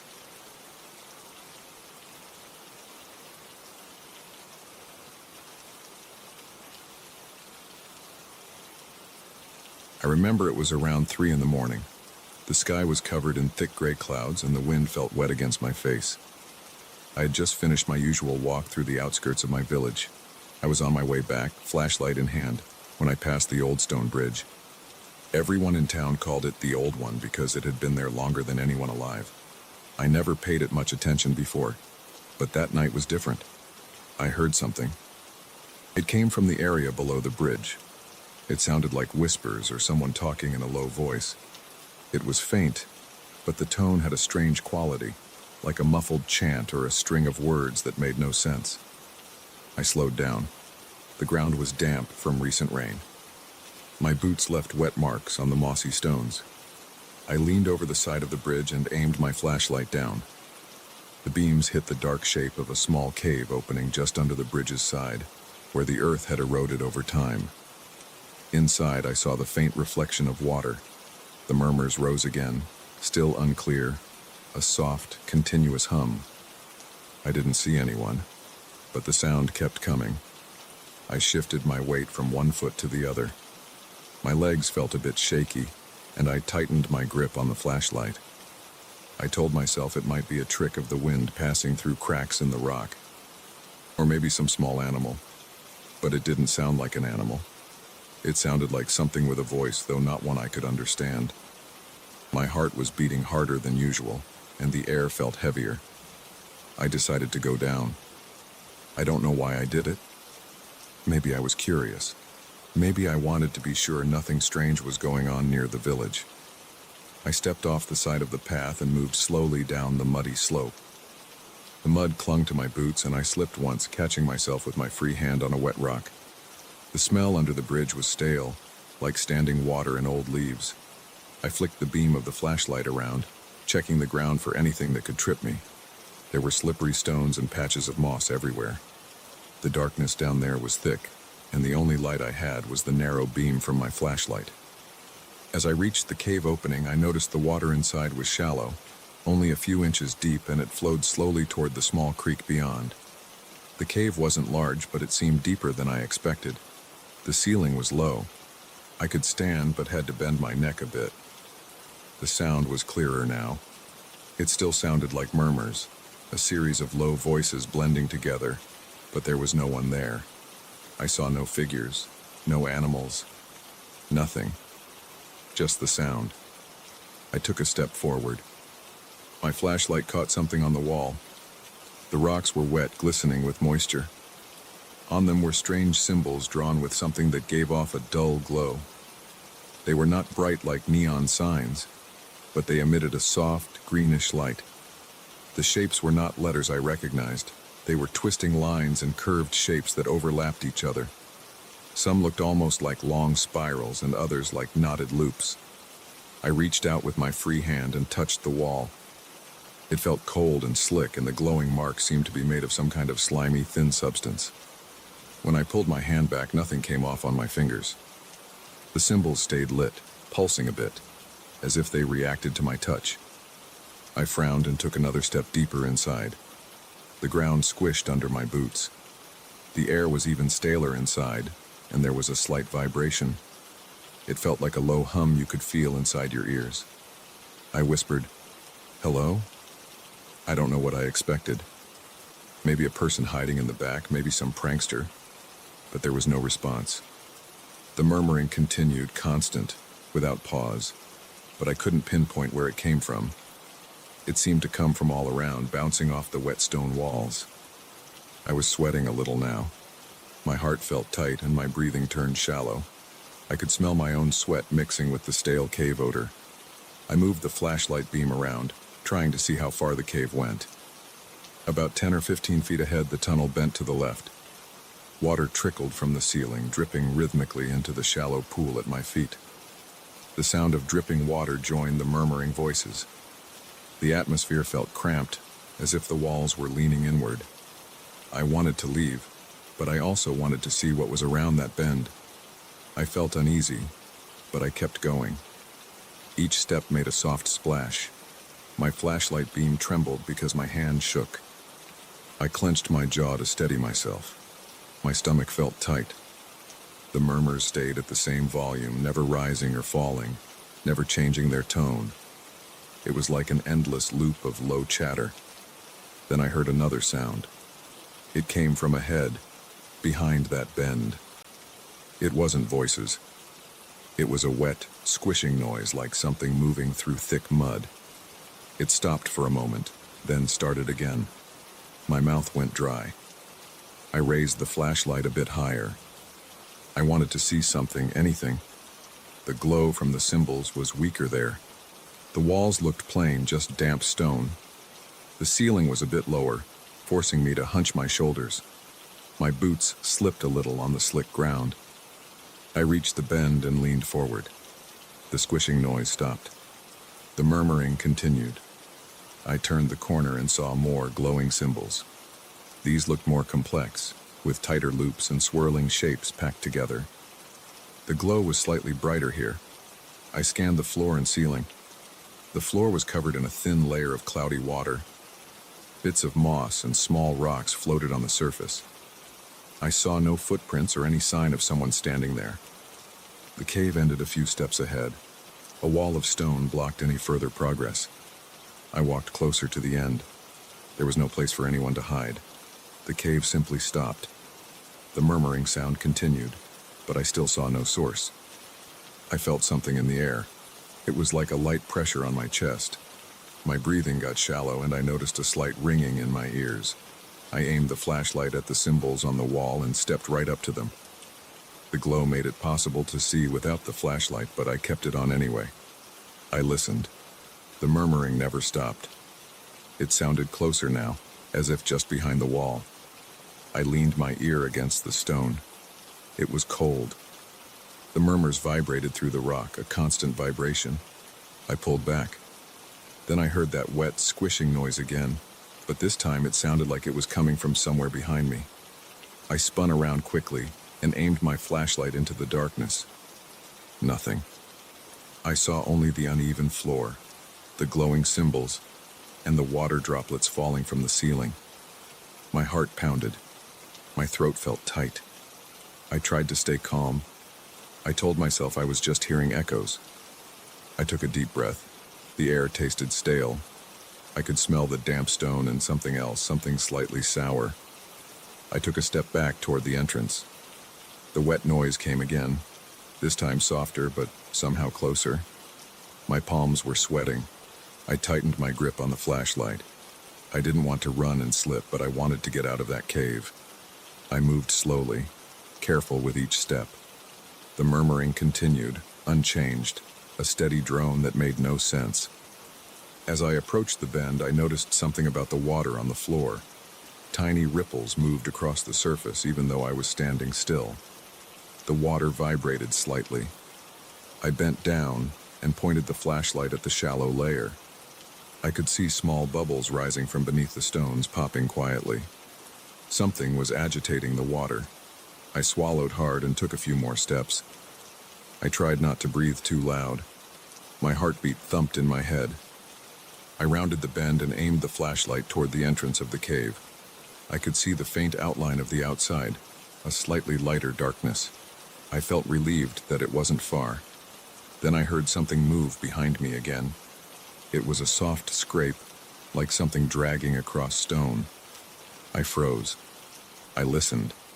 It stopped. The murmurs continued. My arms felt weak. My legs trembled. I took another step toward the exit and heard the dragging sound again. It sounded wet, heavy, like a thick rope being pulled through mud. I turned my head slowly and aimed the flashlight behind me. The walls and water reflected the beam. I saw nothing moving. The symbols glowed steadily. The cave was empty, but the sound had been there. My body tensed. The hair on my neck stood on end. I forced myself to move forward again, trying not to slip. The exit was maybe 10 steps away. I could see the faint glow of my flashlight hitting the outside stones. I took another step. Then I heard a dull splash just behind me. I spun around and pointed the flashlight at the spot where I had just been standing. For a split second, I caught a glimpse of a ripple in the water. It looked as if something had dipped into it and pulled back. I saw nothing above the surface, but the ripple spread out slowly. My breathing got faster. I felt a slight sting in my eyes from sweat trickling down my forehead. I didn't want to look away, but I had to get out. I backed up, keeping the flashlight pointed at that spot. Each step made a small splash, and with each splash, I expected to hear something lunging at me from the darkness. The murmuring stayed steady. I reached the mouth of the cave and stepped outside. The fresh air hit my face. I tasted relief. I climbed the muddy slope, slipping once more and scraping my knee on a rock. I cursed under my breath and kept moving. When I reached the top, I turned around and pointed the flashlight down at the cave entrance. From up there, I could see nothing but darkness. The murmuring was very faint now, almost impossible to hear over the wind. I stood there, breathing hard, my chest rising and falling quickly. My hands shook so much that the flashlight beam trembled across the ground. I waited, watching the entrance, expecting something to crawl out. Nothing happened. No shape emerged. No voice spoke. The night air was quiet except for the distant sound of leaves rustling. My clothes felt damp and heavy. I walked away from the bridge, my boots squishing on the wet ground. After a few steps, I turned the flashlight off to see if I could notice any glow coming from under the bridge. The bridge stood quiet and dark. No lights, no signs, just old stones. I turned the flashlight back on and moved further away. My muscles felt sore from the tension. I wanted to sit down, but I didn't want to stay near the place. I kept looking over my shoulder as I walked along the path toward the village. The wind felt cold on my sweaty neck. I tried to calm down, to focus on putting one foot in front of the other. Every time I blinked, I imagined those glowing symbols and that strange murmuring inside my head. It felt like I had left something unfinished, like I had stumbled onto something I should never have seen. But there was nothing else I could do. The cave was empty of any visible creatures, yet I could not explain the noises or the symbols. The sound of that wet movement was stuck in my mind. It had no source that I could see. The water ripples, the strange glow, the muffled whispers, none of it made sense. I had no reason to stay. I walked until I reached a fence post near an old tree, about 100 yards away from the bridge. I leaned on it and caught my breath. The air smelled like wet grass and bark. My knee throbbed where I scraped it. I felt the sting of the cut, and when I rolled up my pant leg to check, I could see a small scratch with a bead of blood. I wiped it clean with my hand, rubbed it dry on my pants, and kept going. The village lights were still far off. Most people were asleep at that hour. I knew I wouldn't be able to sleep easily after this. My stomach felt sour. I imagined those strange symbols and wondered if they were still glowing. They probably were. The memory of that cave and the murmurs would stick with me. As I walked, I stayed alert. I listened carefully for any hint of that strange sound following me. I heard only normal nighttime noises: wind, distant insects, the slight rustle of leaves. My boots made soft thuds on the damp ground. I cleared my throat, tried to get rid of the stale taste in my mouth. I was tired, but too wound up to relax. By the time I reached the outskirts of the village, I realized I had been holding the flashlight so tight my knuckles felt stiff. I loosened my grip, turned it off, and just stood there in the dark for a moment. The sky was still covered in clouds. I could feel the moisture in the air. Behind me, the direction of the bridge was just a patch of darkness. I saw no movement. I took a deep breath and forced myself to move forward. I would go home, lock my door, and sit in a chair until my heartbeat slowed down. I wanted to clean my boots and wash my hands. I still felt the cold, slimy sensation from touching those symbols. The memory made my skin crawl. I didn't know what was in that cave or what made those noises. I only knew it was not something I wanted to face again. I had seen no actual creatures, but I knew something was there. The presence was too strong to ignore. I would never look at that old stone bridge the same way again. The cave under it was no ordinary place. I would remember that night whenever I passed by. I would remember the murmuring, the strange glow, and the wet sounds in the dark. And I would stay away.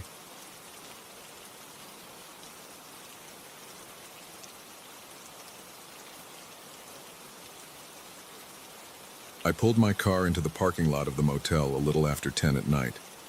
It looked like every other cheap roadside place I had ever seen. A single neon sign glowed by the entrance. The lot was about half full. I saw maybe 4 or 5 cars. The office door was propped open with a wooden wedge, and there was a bright light inside, so I headed in. The guy at the desk was an older man in a brown t-shirt. He didn't smile, just asked for my ID and credit card. I gave it to him. He typed my info, handed me a key, and pointed down the hall. Room 16. The hallway smelled like stale carpet and cleaning fluid. The door to my room stuck a little, so I had to shove it hard with my shoulder. Inside, there was a small TV on a dresser, a queen bed with a thin comforter, a small bathroom to the left, and a single lamp on the bedside table. The air felt a bit humid, but I was too tired to care. I just needed to sleep. I locked the door, threw my backpack on a chair, took off my shoes, and lay down. I didn't bother turning on the TV. I just wanted rest before driving again in the morning. I'm not sure how long I slept. Maybe a couple hours. Something woke me. It wasn't loud, but it was enough. I opened my eyes, feeling a slight headache from not sleeping well. The first thing I noticed was a kind of whispering sound.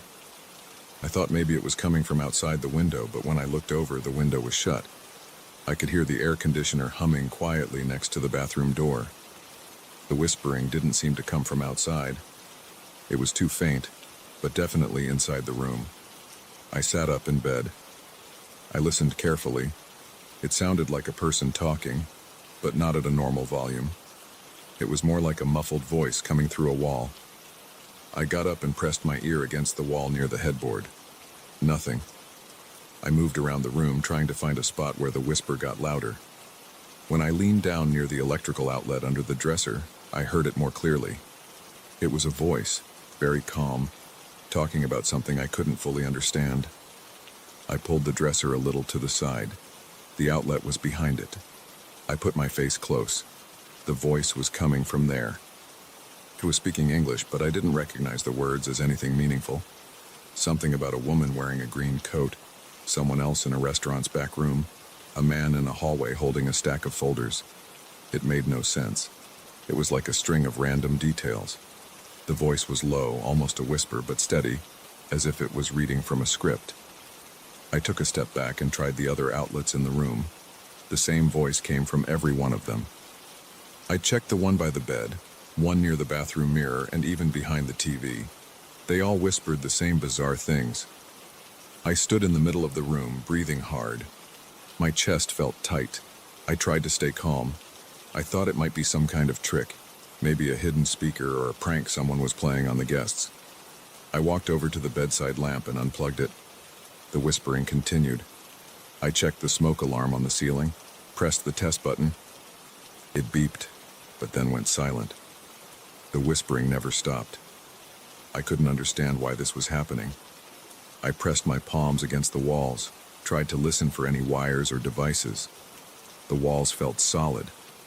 I tried flicking the light switch on and off a few times. Nothing changed. The voice kept talking, describing things like a hallway with green tiles, a man digging through a filing cabinet, a woman looking at herself in a mirror under fluorescent lights. I didn't know these people. I didn't know these places. The voice mentioned names I didn't recognize. It never mentioned me, never referred to the motel room, never acknowledged my presence at all. My mouth felt dry. I needed water.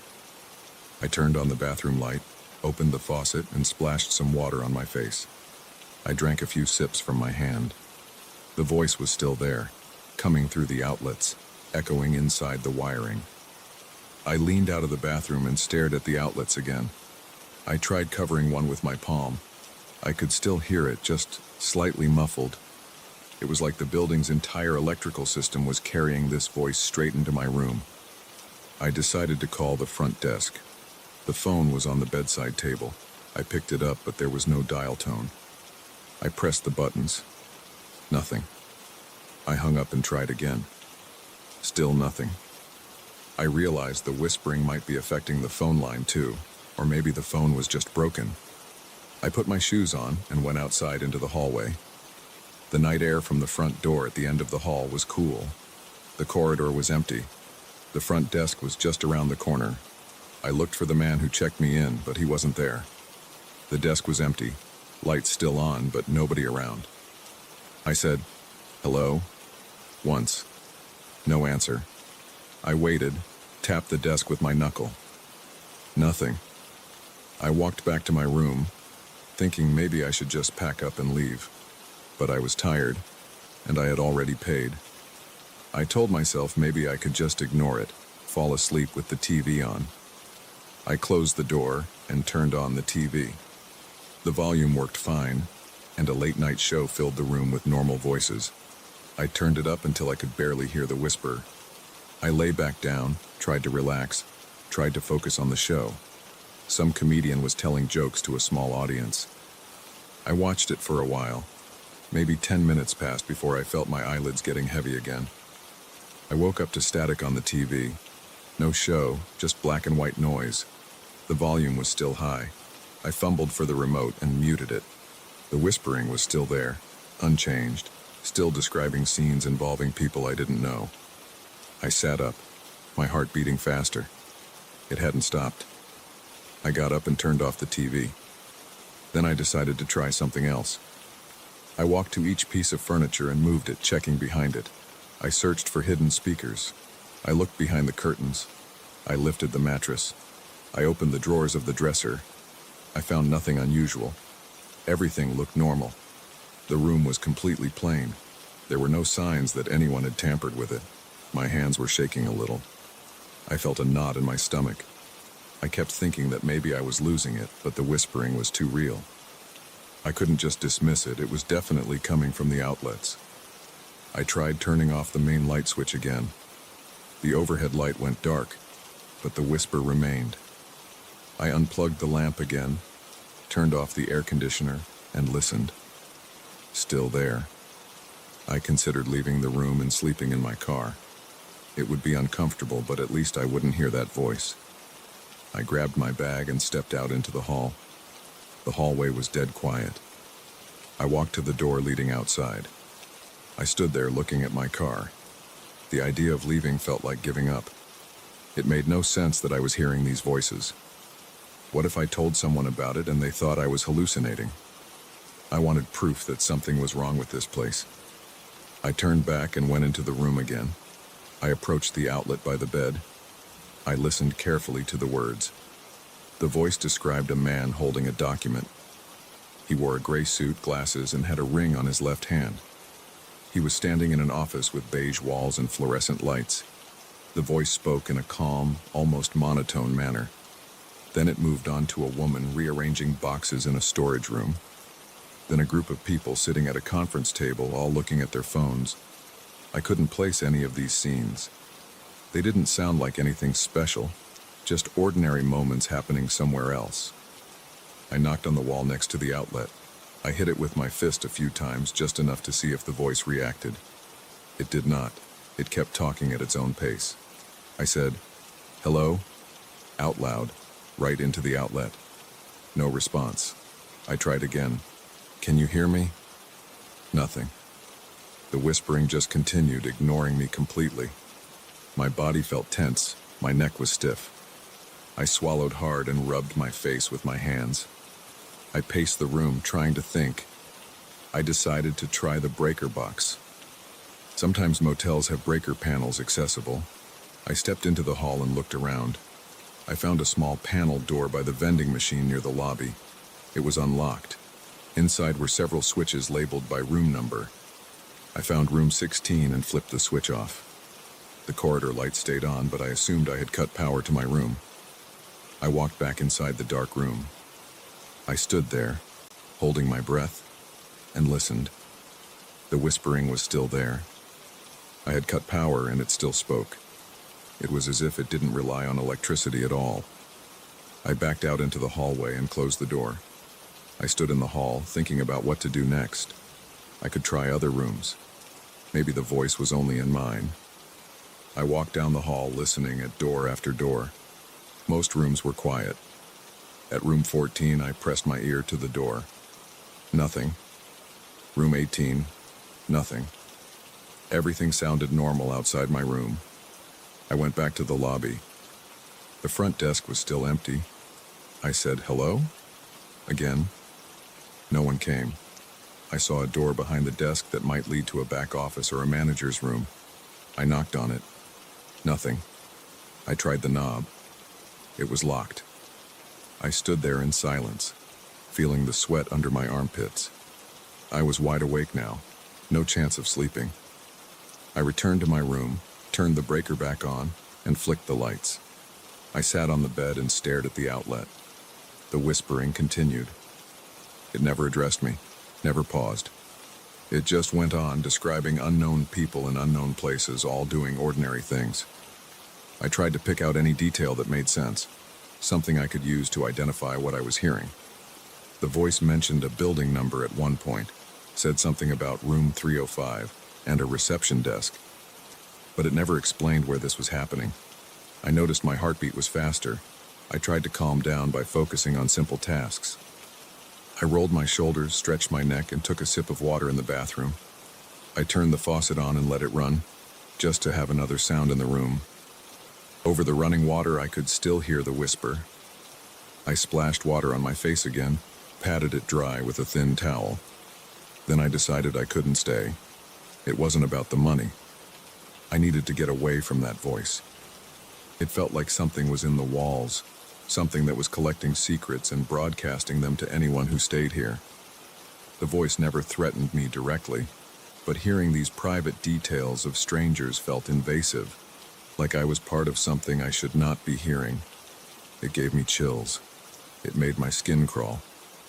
I packed my bag, threw everything inside haphazardly, and stepped out. I closed the door firmly and walked straight to my car. The parking lot was quiet and empty. I looked at the sign on the motel wall. The neon light buzzed faintly. I got in my car and turned the engine on. I looked back once through the windshield at the rows of doors. I wondered if anyone else was hearing it too. But no one came out. No one complained. I backed out of the space and drove onto the main road. I looked at the time. 3:27 a.m. I'd had only a few hours of rest, but I needed to put distance between me and that place. I kept driving until I found a gas station. I pulled in, got out, and the cool air felt clean. I could still feel a slight tension in my body, but at least I was gone from the motel. Inside the gas station store, a young guy at the counter said, "Hey, how's it going?" and I almost laughed. After what I had just gone through, it was good to hear a normal voice. I bought a bottle of water and a pack of gum. He gave me change and said, "Have a safe drive." I nodded, walked back outside, and got in my car. For a moment, I listened carefully, making sure I couldn't hear any whispering. Just the hum of my engine and a distant truck passing on the road. Everything else was quiet and normal. I put the car in gear and drove, leaving the motel behind with its strange, unstoppable voice buried in the walls.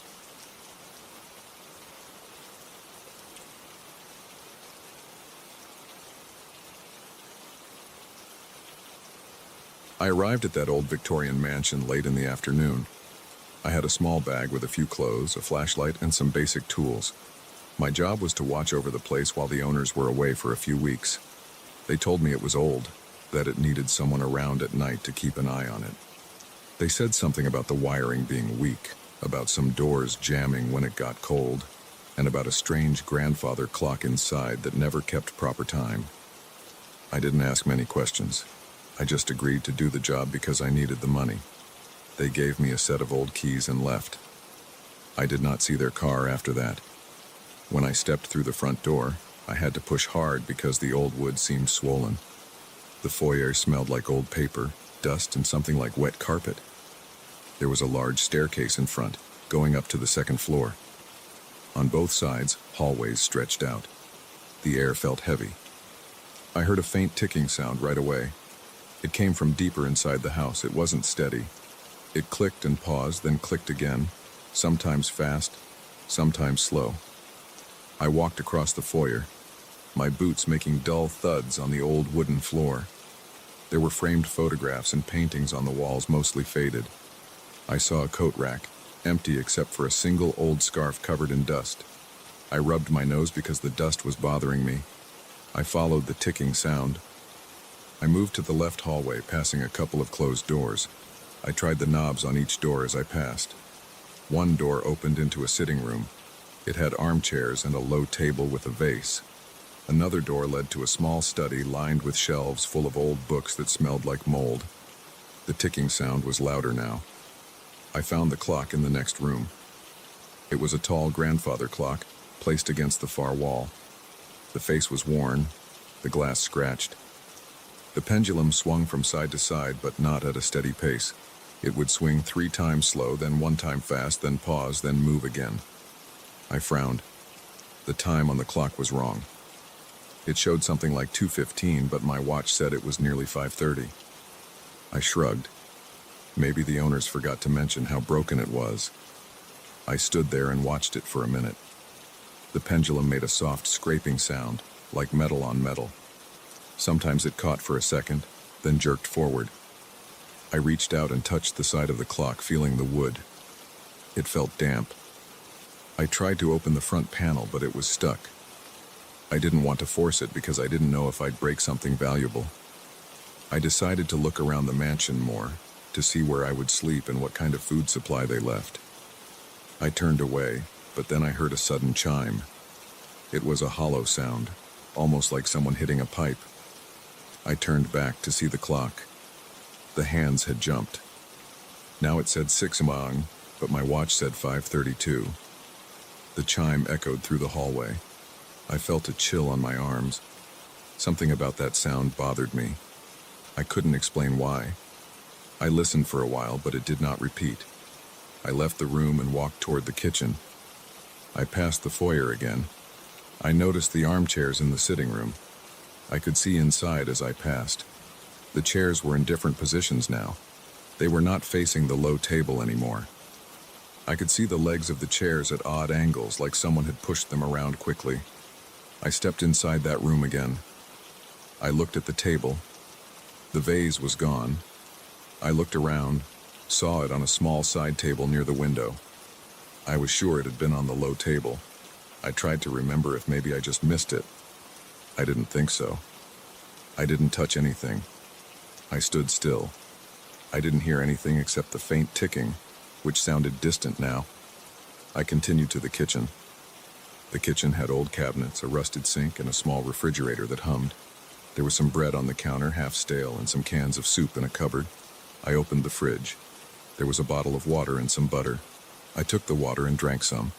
The aftertaste was metallic. I put it back. I checked the back door. It led outside to a small yard covered in tall grass. The sky was starting to get dark. I decided to pick a bedroom on the second floor for the night. The owners told me I could pick any guest room. I carried my bag upstairs. The steps creaked. The upstairs hallway had a row of doors. I opened them one by one. The first was a bathroom. The second, a locked door that wouldn't budge. The third was a musty bedroom with a large bed and a dresser. There was a window facing the yard. I set my bag on the bed. It smelled dusty, but at least the mattress felt firm. I checked the dresser drawers. They were empty.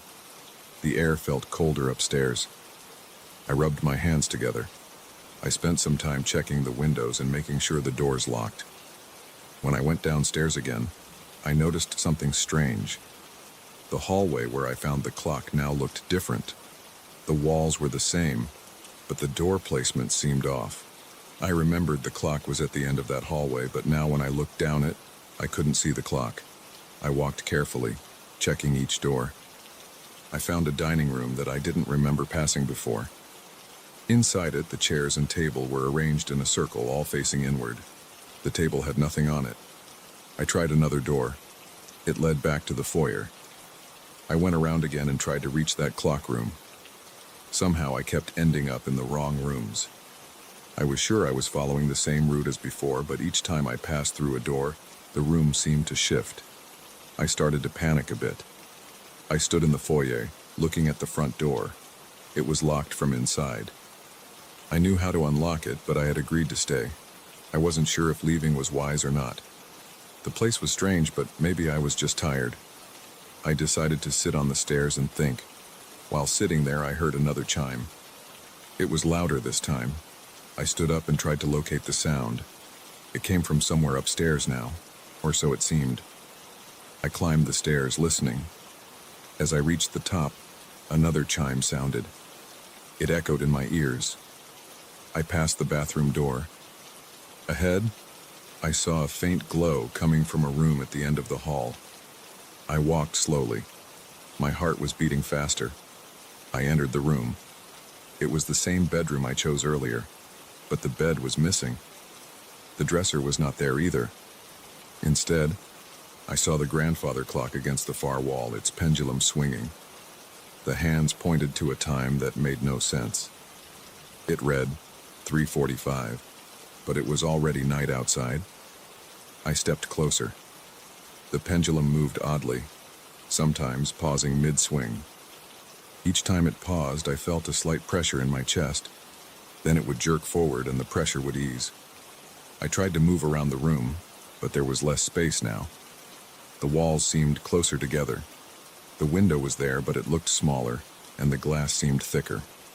I heard the tick and tock sounds, but they were irregular. Sometimes it would go tick, tick, tock, then pause, then tock again. I decided to leave the room, but the door was not in the same place. I felt along the wall for the doorknob. My fingertips touched wood panels that felt damp and rough. Finally, I found the door and pushed it open. I stepped out into a hallway that looked different. The wallpaper had strange patterns, and I could see my own shadow stretching at odd angles under the moonlight that came in through some high window. I tried to follow the hallway. It led me back downstairs, but the steps were narrower, and I had to hold the railing to keep my balance. Downstairs, I heard a scraping sound. I walked toward it. I entered a room with a large sofa and a low cabinet. I saw shapes shifting in the corners, but when I looked directly at them, I only saw furniture. The shapes seemed to appear in the corner of my vision. I tried to ignore them. I approached the sofa and touched it. The fabric felt rough. I turned to leave, but I heard the scraping again, like wood against wood. I looked over my shoulder. The sofa was slightly rotated now, as if it had moved silently. My breathing was shallow. I felt sweat on my back. I looked around the room and tried to find the doorway I came through. Instead, I saw a different door, half open, leading to a narrow hall. I went through it. Inside, I found a small storage room with shelves.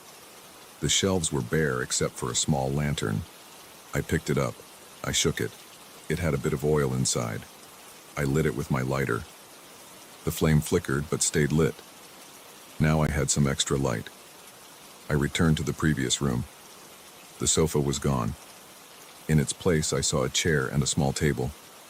On the table, there was a pocket watch. I picked it up and checked it.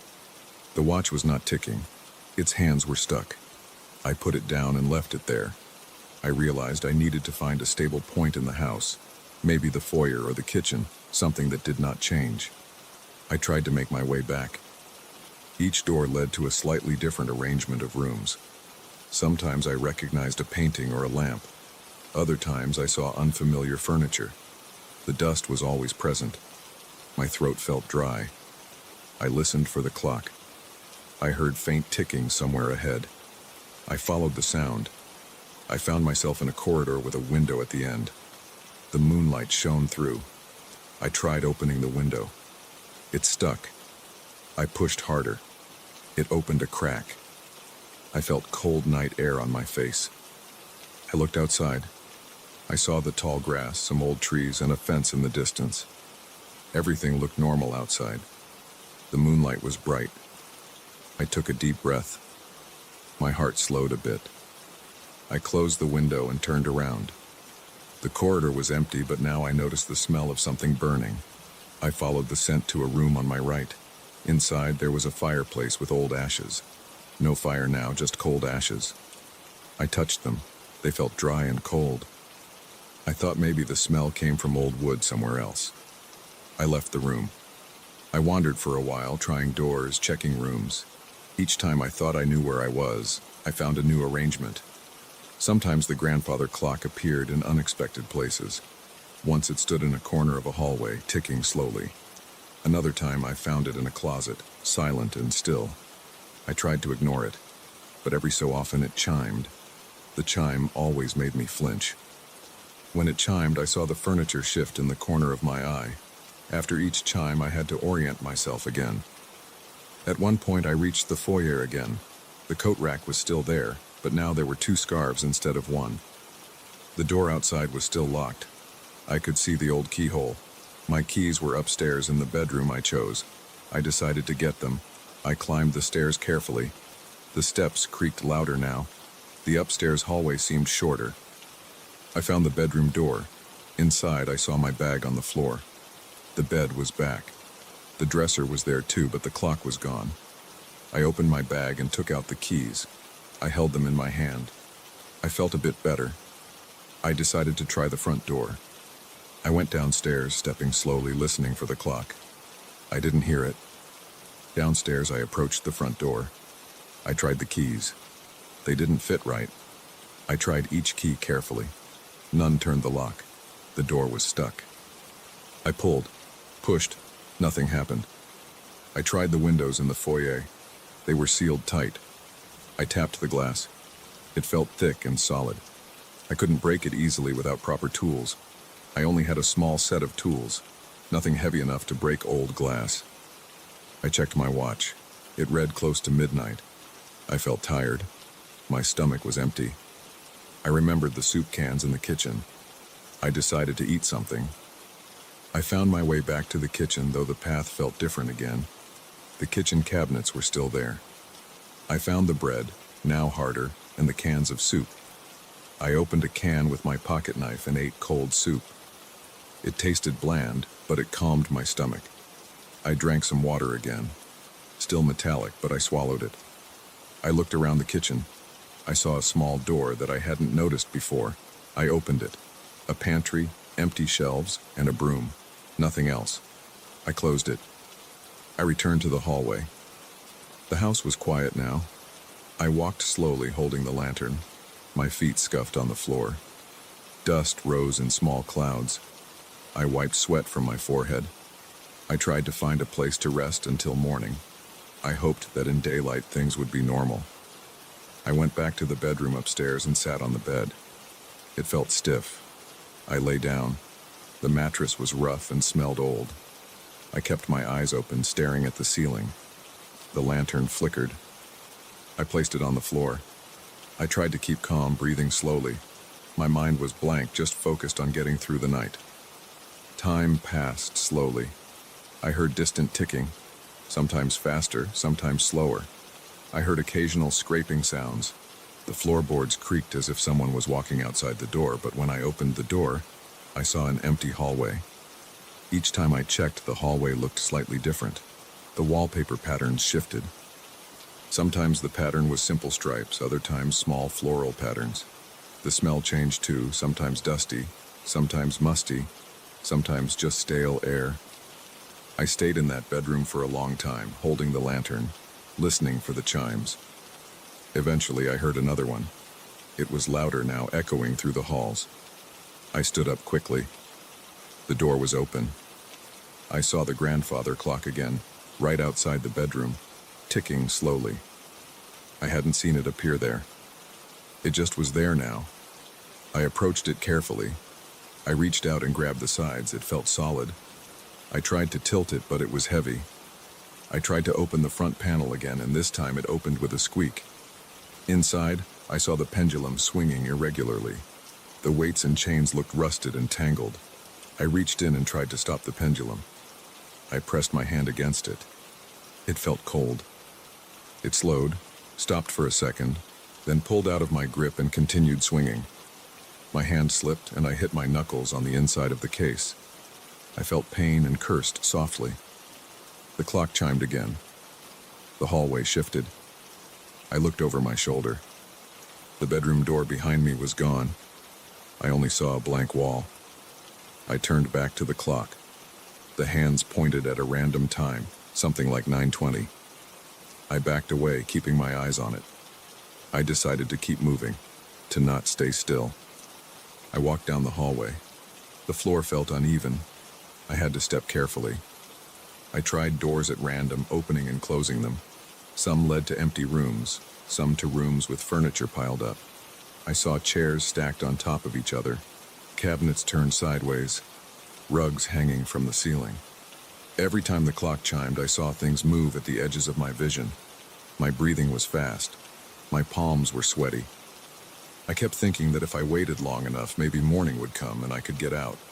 The owners said a few weeks, but I just needed one night to get paid for the first shift. They never warned me about this. They just said, watch the house. I wondered if they knew. I tried to ignore that thought. I focused on walking, on checking doors, on keeping calm.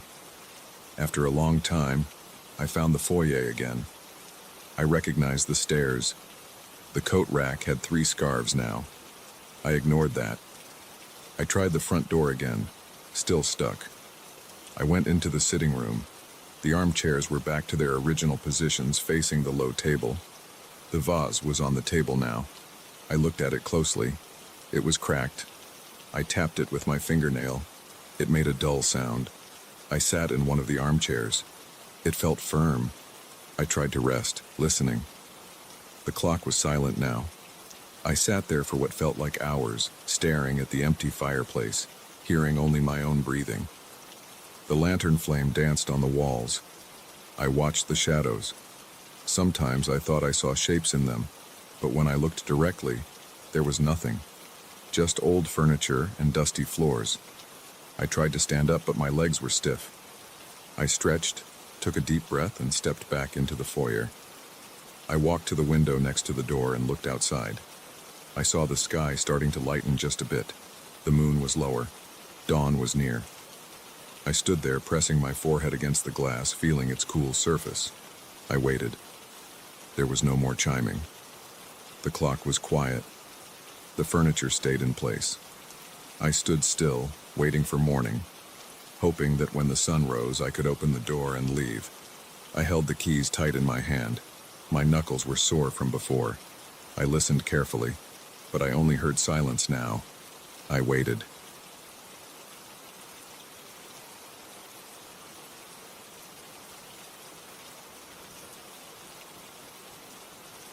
I set up my tent in the swamp late in the afternoon.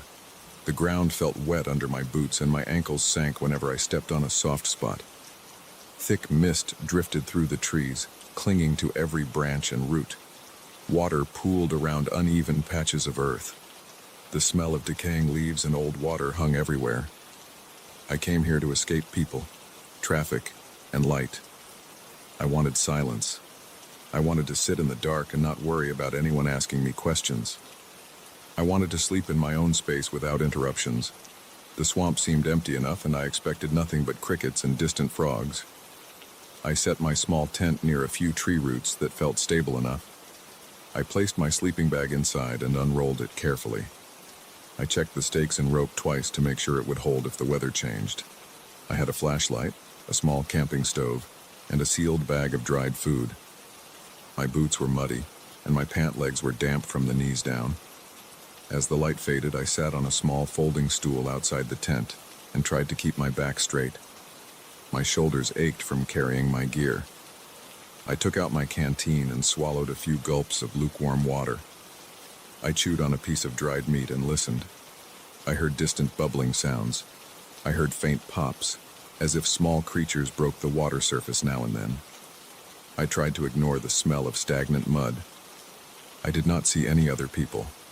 I did not see animal tracks that worried me. There were no loud birds, just small chirps lost in the distance.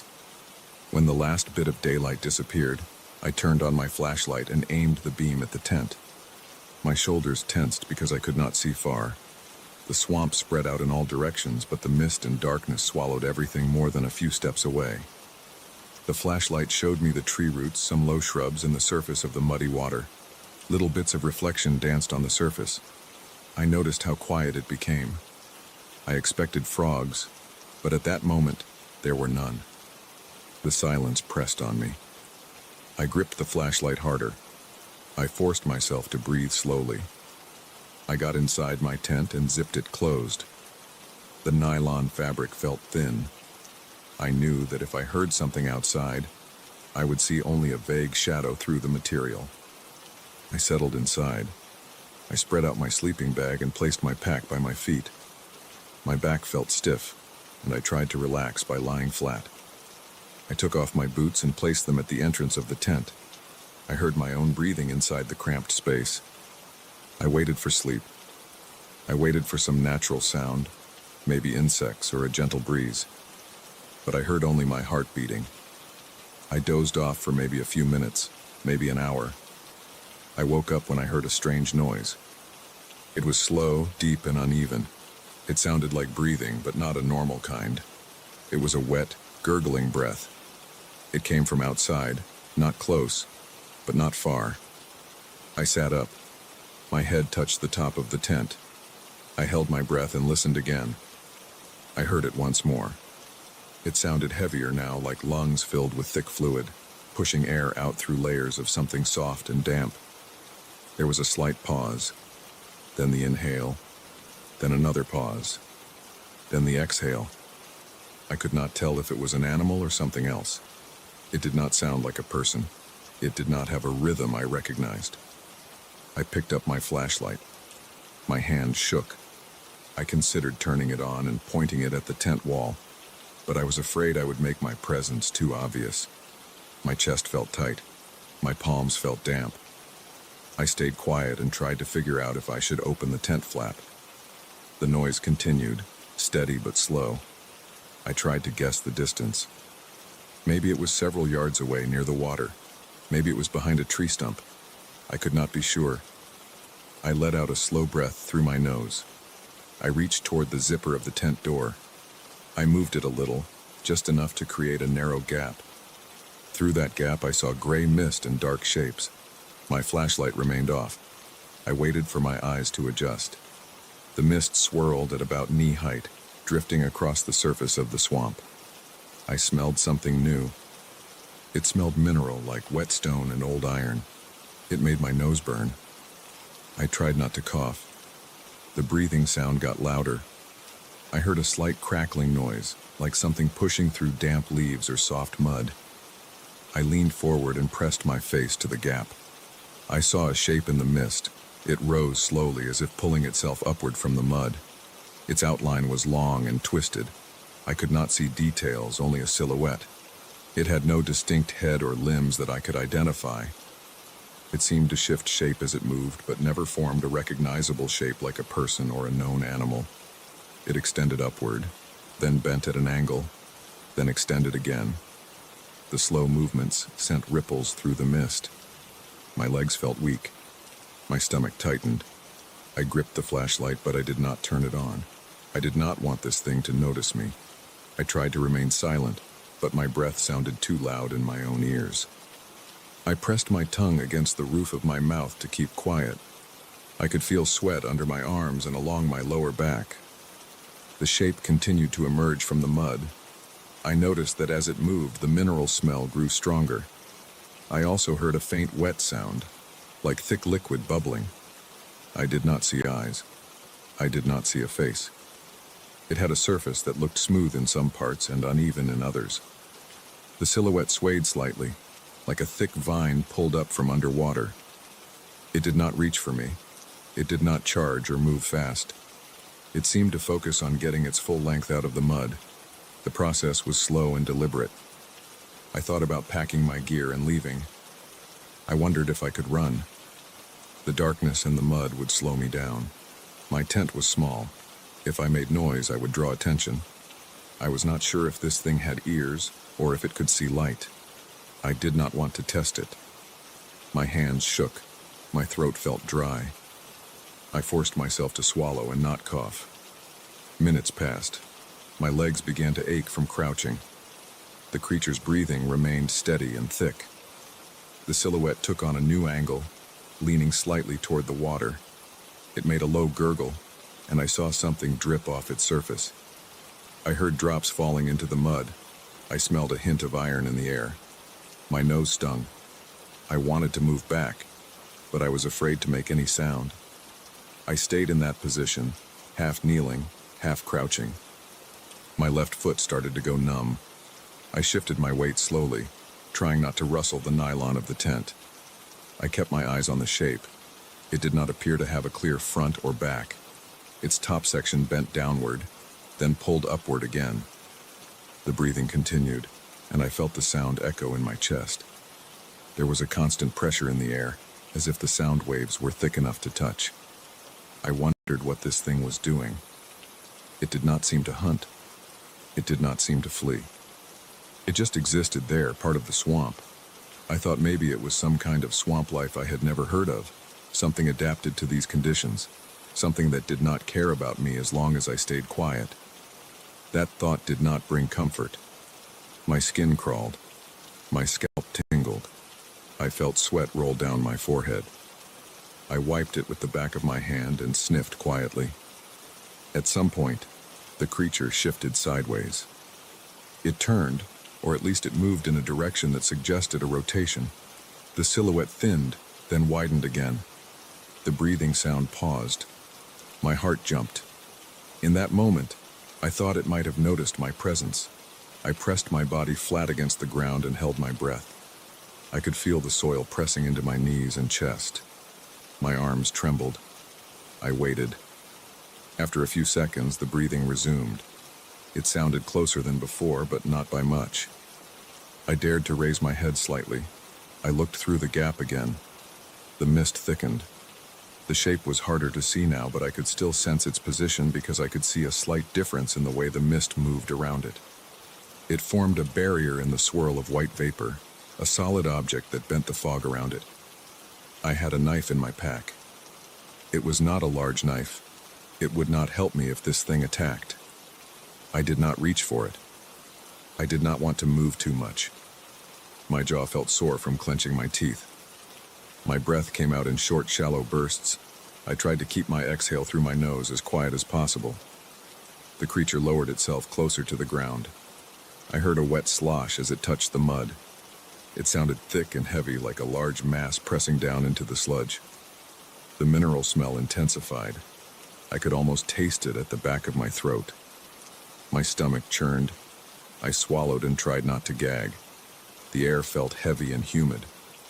I noticed tiny noises around me, small droplets sliding down my tent's fabric, a faint hum of insects in the distance, a soft crack when I shifted my knee. Each sound made me flinch. I worried that the creature would react. It did not. It seemed focused on whatever it was doing.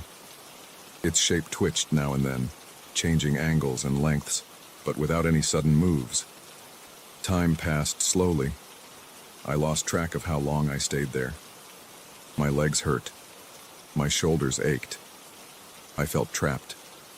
I thought about tearing open the tent and running, but the idea made my heart race. I had nowhere to run in the dark. The swamp would slow me, and I would make noise. My flashlight would only help me see a few feet ahead. If I tripped, I would be stuck in the mud. I imagined myself calling for help, but there was no one around. I clenched my fist until my knuckles felt stiff. Eventually, the creature began to move away. It happened gradually. I heard the slow movement of something large dragging along the wet ground. The breathing continued, but it grew softer. I saw the silhouette pull back into the mist. It moved in a steady line, leaving my field of view. I waited, straining my ears, expecting some trick. But the sounds grew distant. I did not move for a long time. I waited until I was sure I heard nothing but my own breathing and the faint rustle of leaves. My body felt cramped. My pants were damp from pressing against the floor of the tent. I smelled my own sweat. My mouth tasted stale. I finally dared to open the tent flap a bit wider and shine my flashlight outside. The beam caught nothing unusual, just mud, water, tree roots, and dense mist. There were no footprints that I could see, only soft mud that looked the same everywhere. My heart still pounded. I pulled my boots inside and put them on. My hands shook so much that I had trouble tying the laces. I considered staying the rest of the night and leaving at dawn. Then I considered packing up immediately and trying to find my way out in the dark. The idea of staying there with that thing around frightened me. But leaving in complete darkness, wading through water and mud while the creature might still be nearby, also terrified me. I realized I had no good choices. I decided to wait until there was at least a hint of morning light. I sat inside my tent with the flap open just enough to see outside. I kept the flashlight off to avoid drawing attention. I tried not to think about what I had seen. Instead, I listened carefully for any sign of movement. The minutes dragged on. My muscles twitched. Now and then I picked up the faint odor of that mineral smell on the breeze, but never strong. I guessed it was drifting through the swamp. I felt a dull headache at the back of my skull. After what seemed like hours, a faint gray light appeared in the sky. The mist grew paler. I could see outlines of distant trees. I forced myself to move quietly. I rolled up my sleeping bag. I stuffed everything into my pack. I worked slowly, trying not to make noise. My stomach growled, but I ignored it. My hands were still sweaty. I zipped up my jacket and pushed my arms through the straps of my pack. I slipped out of the tent and crouched low. I looked around. Nothing moved. I took down the tent, folding it as silently as possible. The mud sucked at the tent stakes, but I managed to pull them out with minimal noise. I stuffed the tent into its bag.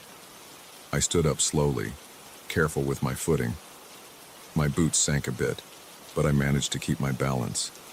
I aimed my flashlight at the ground just enough to see where I stepped. I started walking, following a rough path of higher ground that I had memorized on the way in. The mud and water felt just as cold and heavy as before. My shoulders hurt under the weight of the pack. As I moved away from the campsite, I kept glancing over my shoulder. I saw no shapes. I heard no heavy breathing. I did not smell that mineral odor. The only sounds were my boots pressing into the mud, water dripping from leaves, and the distant hum of insects. My throat felt dry, and I swallowed hard. The air tasted stale. I kept walking, taking careful steps, keeping my eyes forward and listening to every small sound around me. I just wanted to get out of there. I wanted to see open ground and leave that place behind. It took me a long time, but eventually I reached more solid ground. I recognized a few landmarks: a fallen tree with moss, a patch of taller reeds on my left, a cluster of stones where the swamp began to slope upward. My legs felt numb, and my neck was stiff from looking around so much. I never saw that creature again. I never heard its breathing or smelled that mineral odor once I left the heart of the swamp. The fear stayed with me, though. Even hours later, when I finally left the swamp's edge and stepped onto a dirt road, my hands were still shaking and my chest felt tight. I did not look back.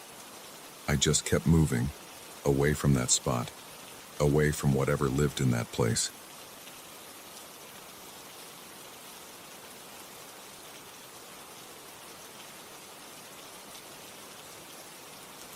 I walked into the museum's main hall at around 11 at night. I had just been hired as a night guard. The place was not officially open yet, but they were preparing for a grand reopening in a few days. The corridors were empty, and the walls still smelled like fresh paint. The management told me to patrol the exhibitions and make sure nothing went missing. They said no one should be inside, and that the security cameras were all working. They told me to keep the lights low to save energy, but I could use my flashlight whenever I wanted. I accepted the conditions. It was just a job. I stood near the entrance. The floor felt solid under my boots. The glass doors were locked behind me. I saw my reflection in the glass. I looked tired. I had worked late shifts before, but not in a place like this. I had never worked alone in a big building like this at night. It seemed easy enough. Walk around, check the rooms, report any damage. Still, something felt off. I did not know why. There was nothing strange about the room, just the usual things you would find in a museum lobby. A desk, a few brochures, some potted plants. But I felt an unease that I could not place. I tried to ignore it. I stepped into the first gallery. The lights were dim, but I could make out the shapes of sculptures arranged on pedestals. I flicked on my flashlight and pointed it at a tall statue.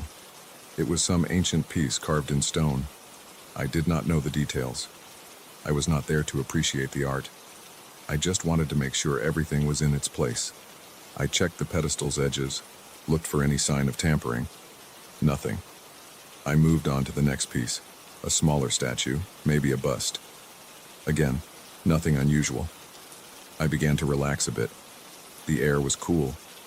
My footsteps sounded normal on the floor. Then I noticed something about the shadows. I do not know what caught my attention exactly. Maybe the angle of the beam from my flashlight. I looked down at the shadow of the statue in front of me. The statue was tall, with a head and broad shoulders. Its shadow on the floor should have shown those features. Instead, the shadow looked skewed, with thinner shoulders and a head that seemed too round. I stepped to the side to check if it was just a trick of the angle. The shadow changed shape, but it still did not match the object. The statue remained solid and unmoving, but its shadow looked warped, as if it were cast by something else. I turned off my flashlight and turned it back on. The shadow remained odd. I aimed the light at a painting on the wall. Paintings should cast simple rectangular shadows if the light hits them at a certain angle. This painting, a large canvas in a wooden frame, cast a shadow that did not match a rectangle. It looked like some irregular shape with protrusions that did not match the frame. I tried another painting. Same result. I stood still and breathed slowly. My palms felt damp. I forced myself to keep calm. There was no reason to panic. Maybe there was some unevenness in the surface of the floor or something about the lighting. I tried to ignore it and kept walking. The next few rooms were the same. Sculptures, paintings, and old objects all cast shadows that did not match their forms. Some shadows looked narrower, some wider. Some had strange angles that made no sense. Even small objects, like a vase on a table, cast a shadow that looked taller than it should. I checked the ceiling, thinking maybe there were hidden lights messing with the shapes. I saw nothing. The lighting seemed simple. A few dim ceiling lamps, my flashlight, and the glow from the emergency exit signs. Nothing fancy. As I kept walking, I started hearing odd noises. At first, it sounded like low whispering. I aimed my flashlight around, thinking maybe another guard was here. But I found no one. The voices were too muffled to make out any words. They seemed to come from behind walls or from corners where no one stood. I pressed my ear against a door at one point, trying to catch something clear. I only heard murmurs. They were not loud enough to identify a language or any recognizable words. They just sounded like people whispering to each other, as if discussing something quietly. I called out, "Hello?" and got no response. I checked my watch. About an hour had passed since I arrived. I needed to finish my round. I told myself to stay focused. I continued moving through the galleries. Each room felt colder as I went further in. My flashlight beam shook slightly. I tried to keep my hand steady. My breathing got faster. I told myself it was just my nerves. I tried to concentrate on my duty, check the artwork, ensure nothing was missing, move on. But I could not stop thinking about those shadows. They were everywhere, and none of them looked right. I entered a large hall with tall statues arranged in a circle. They were all of historical figures. I did not know their names. The hall was quiet, and the dim lights made long shadows stretch across the floor. I looked at one statue carefully. It had a human shape, a body, arms, and a head. Its shadow, however, had something like extra shapes on the sides. I knelt and leaned closer to the floor, shining my flashlight at the base of the statue. The pedestal was plain, just a block of stone. But the shadow on the floor showed something that looked like arms bending in a direction the statue's arms did not go. I felt a chill and stood up quickly. I looked around to see if anyone else was in the room. Nothing, just me, the statues, and their wrong shadows. As I moved, I began to notice something else. Sometimes I saw a shadow move at the corner of my vision when I was not pointing the flashlight directly at it. When I turned to look, I saw only normal shapes on the floor. But when I was looking straight ahead and caught something in my peripheral vision, I swore I saw shadows shift slightly. I tested this by walking slowly and turning my head.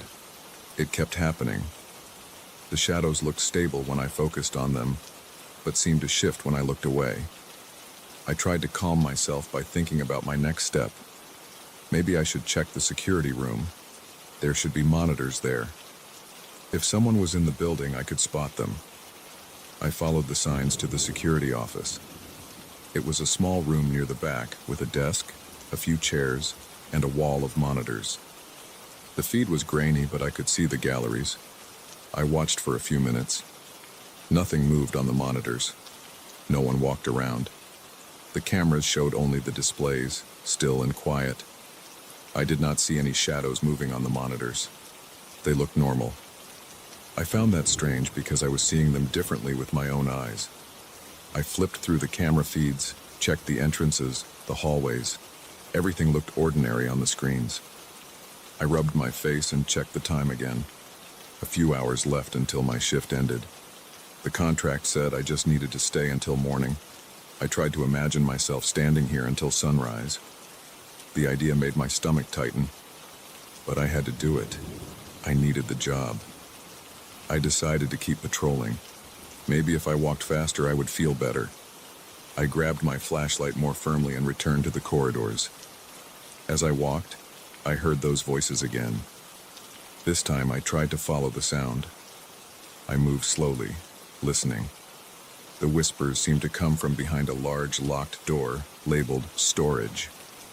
I pressed my ear to the door. I could make out a few words, but they did not sound familiar. The voices said names I did not recognize. They repeated them in a low tone. I tried the door handle. It was locked. I considered calling my supervisor, but it was late, and I did not want to admit that I was hearing things. I left the door and moved on. In another gallery, I found a long glass case displaying old tools and pottery. I shined my flashlight along the case. The objects inside were arranged neatly. Their labels were handwritten. As I examined the shadows of these tools, I noticed that some shadows were not attached to the objects at all. When I say not attached, I mean that I saw a tool sitting in the case, and a shadow on the floor near it, but not directly beneath it or behind it. The shadow was a few inches off, as if belonging to something next to it.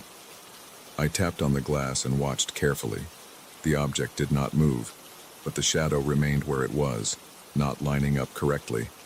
I moved on, keeping my footsteps steady, trying not to think too hard about what this meant.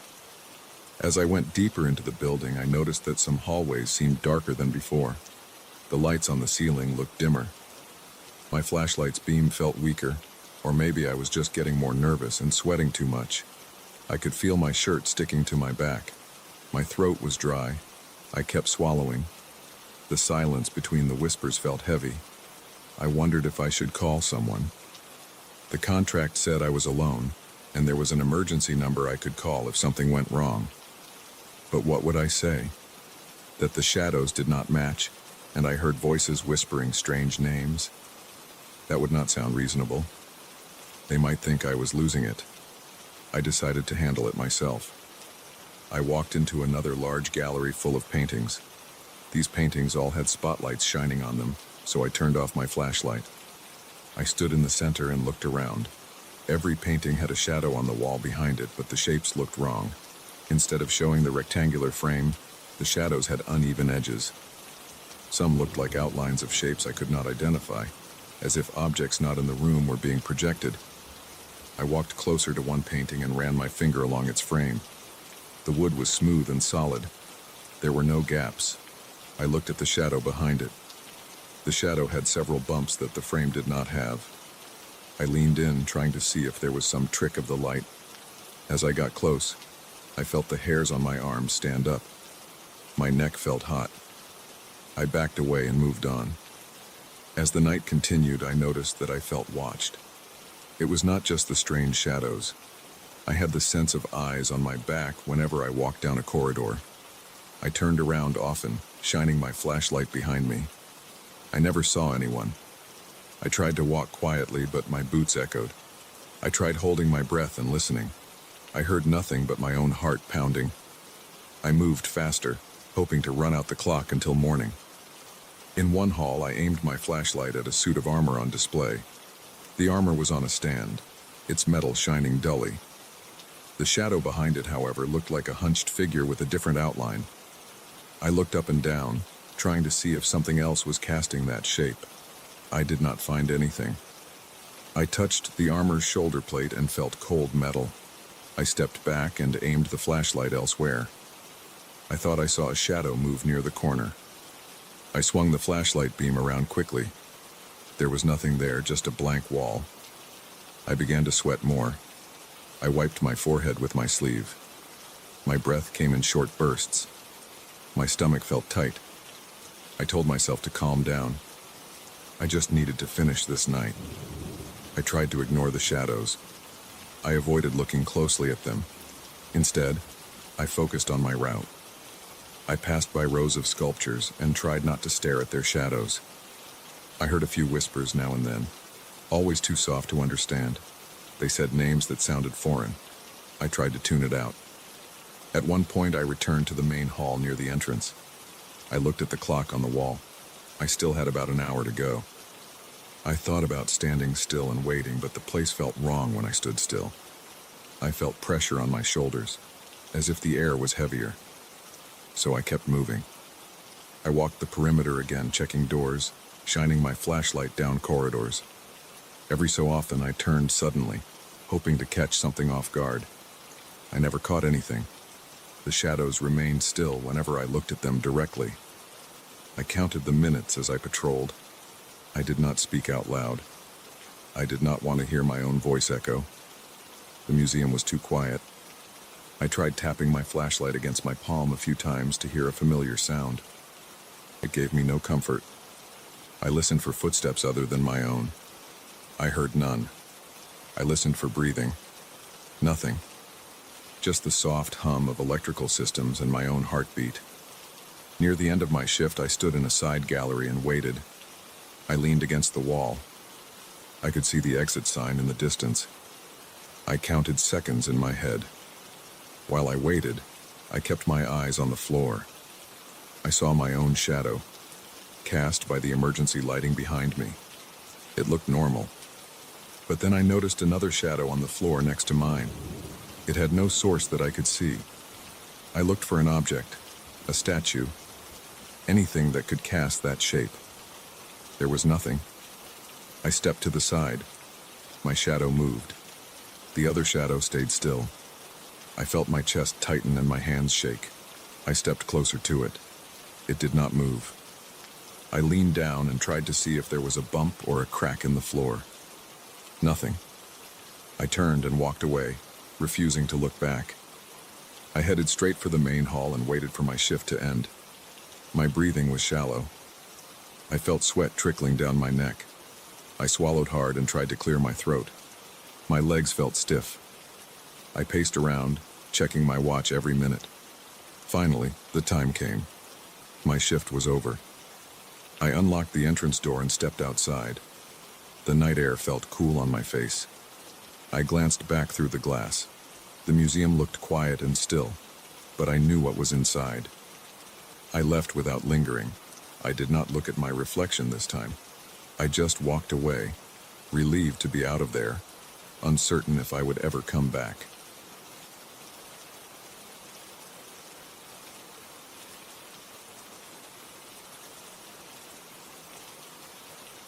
I stepped out of my truck and looked around. It was late afternoon and the barn I had rented stood at the end of a long dirt road in the countryside. I noticed the peeling red paint and the loose boards. The roof looked stable enough. There was no sound except the breeze moving through dry grass. I had chosen this place because I needed quiet. I wanted a few days alone to clear my head. I had paid the owner in advance and received a single key that fit a rusty padlock on the barn door. I had no interest in comfort. I just wanted silence and distance from everyone and everything. Inside, the air smelled of old wood and dust. I saw bales of straw stacked near the corners. A few heavy timbers crossed above me, and I noticed a small loft with a simple ladder. There was a single electric bulb hanging from a cord in the center. I turned it on. The light flickered but stayed on, casting a pale glow. The floor felt uneven under my boots. I carried my small bag, which held a change of clothes, a flashlight, a bottle of water, and a few energy bars. I had no plans to cook. I just planned to sit, read a bit, and sleep. As dusk fell, I settled onto a folded blanket near the wall. I leaned against a support post and tried to relax. The quiet did not calm me as much as I had hoped. The barn felt too still. I heard no insects, no distant cars, nothing. After a while, the wood in the walls began to creak. At first, it sounded normal, like old boards adjusting to temperature changes. Then I noticed something else. The creaking had a pattern, like whispered words. I tried to ignore it, but the noise did not fade. It grew more distinct as the light outside vanished. I stood up and walked around, searching for the source. The walls were rough and smelled musty. I pressed my ear against one board and listened. I heard a faint voice. It was not my imagination. It was too clear for that. It did not sound angry or loud. It was soft and gentle. It said something I could not fully understand. I caught parts of words, maybe names. I heard what sounded like Ian or Anne, and then a broken phrase. Something like, "Get the rope," or "Left it behind." I felt a chill crawl up my arms. I pulled back and stared at the wood. It was just wood. There was no speaker, no radio, nothing that I could see. I checked my phone for a signal. There was nothing. The owner had told me that I would have no reception out here. I tried to tell myself I was tired and my mind was playing tricks. I shined my flashlight along the boards. They were warped and cracked. I saw tiny gaps. Maybe the wind outside made strange sounds as it passed through. I tried to believe that, but I could not shake the feeling that I had just heard real words. I decided to lie down and close my eyes for a bit. Maybe I would feel better if I slept. I spread out my blanket on a section of relatively clean floor. The smell of straw and old dirt filled my nose. I could taste dust on my tongue. I tried to rest, but as soon as I lay still, I heard a new sound. The straw in the corner rustled. I lifted my head and pointed the flashlight toward it. I saw nothing move. The straw sat in a heap.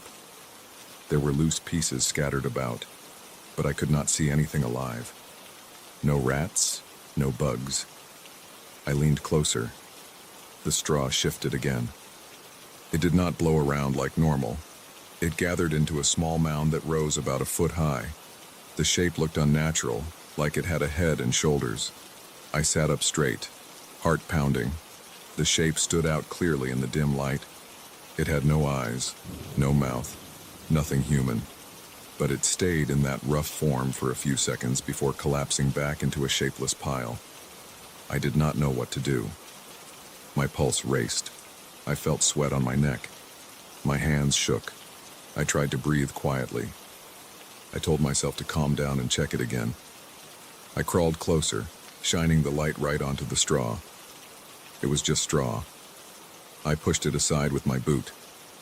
It made a dry rustling sound. After I disturbed it, it just looked like loose straw again. I felt a small relief, but not much. Something about it bothered me. I backed away and sat down again, keeping the flashlight on that spot for several minutes. Nothing happened. Then I heard the voice again. It came from above this time, near the rafters. The wood beams groaned. I heard whispered names. They sounded different now. I thought I heard the name David or Damon. I could not be sure. There were small fragments of sentences. Waiting by the door. And she said not to. I tried to understand, but the voice never spoke in full sentences. It sounded like overhearing a conversation from a room next door. The tone was soft, never rising above a whisper. I stood up and moved the flashlight over the rafters. I saw dust and a few cobwebs, nothing else. No nests, no bats, no sign of anything that could produce a voice. My mouth felt dry. I unscrewed my water bottle and took a sip. The water felt warm and stale. I swallowed anyway. I wanted to leave. But it was night, and I did not feel like driving in total darkness through unfamiliar roads. I tried to stay calm. I would just wait until morning and then decide if I wanted to remain here or not. I tried to sit again. My knees felt weak. My stomach churned. I heard more creaking. It sounded like the wood was bending close to my ears. The voice came again, but now I noticed something else. I could hear breathing. It was very faint, but it was there. It came from the empty air, as if someone stood a few feet away. I shined my flashlight around, looking at every empty corner. The barn was mostly empty except for the straw piles and some old wooden crates along one wall. I checked those crates. They were empty. The dusty smell made me cough. I tried talking out loud. "Who's there?" I asked. My voice sounded small. I expected silence, but instead I heard a soft response. It was not words, just a quiet exhale, like someone sighing. I jumped back, bumping against a post. My heart hammered. I felt my skin tightening on my back. I looked down at the floor, searching for footprints or any sign of movement. The dirt and old wood floor showed nothing but my own tracks. I walked over to the door and pulled on it. It opened easily. Outside, the darkness was complete. I saw stars and the vague outline of trees. The air was cool. I considered getting in my truck and leaving right then, but something made me hesitate. I had paid for this place. I had come here to find peace, and I felt angry that I was panicking. There were no threats, no one attacking me. The whispering did not curse or scream. It only said these strange phrases and names. The straw-shifting shape did not hurt me. It only startled me. Maybe I was tired. Maybe it was some trick of old material settling. Maybe the straw fell in a weird way. I tried to convince myself again that nothing was wrong. I closed the door. The barn was dim. The single bulb cast weak light. I decided to turn it off and rely on my flashlight. Maybe the bulb's humming or flickering was causing me stress. I reached up and pulled the chain. Darkness filled the barn except for my flashlight's narrow beam. In that silence, I heard my own breathing. I forced myself to sit down again and try to rest. Within a minute, I heard it again. The wood whispered. This time it sounded closer, like someone speaking right against my ear. I jerked my head around, pointing the light. Nothing there. I got up and paced the barn from one end to the other. I ran my fingers along the rough boards. I touched the straw. It felt dry, prickly. No heat, no moisture, no hint of life. but when I stepped back, I saw it move again. A small pile in the corner formed a shape with a hollow center, like a figure crouching. It held its form for a few seconds, then fell apart. I pushed the straw aside with my foot, and it scattered into loose strands again. My breath came in quick bursts. My chest felt tight. I clenched my fists. I tried to hold steady. The sound of whispering names kept drifting through the barn. They changed. I heard Robert, Helen, Mark. Sometimes I heard a phrase like "he went outside," or "wait until sunrise," or "not now." All of it sounded random and disconnected. I never heard two lines that formed a coherent conversation. It was like listening to scraps of speech from different times and different people. I checked my watch.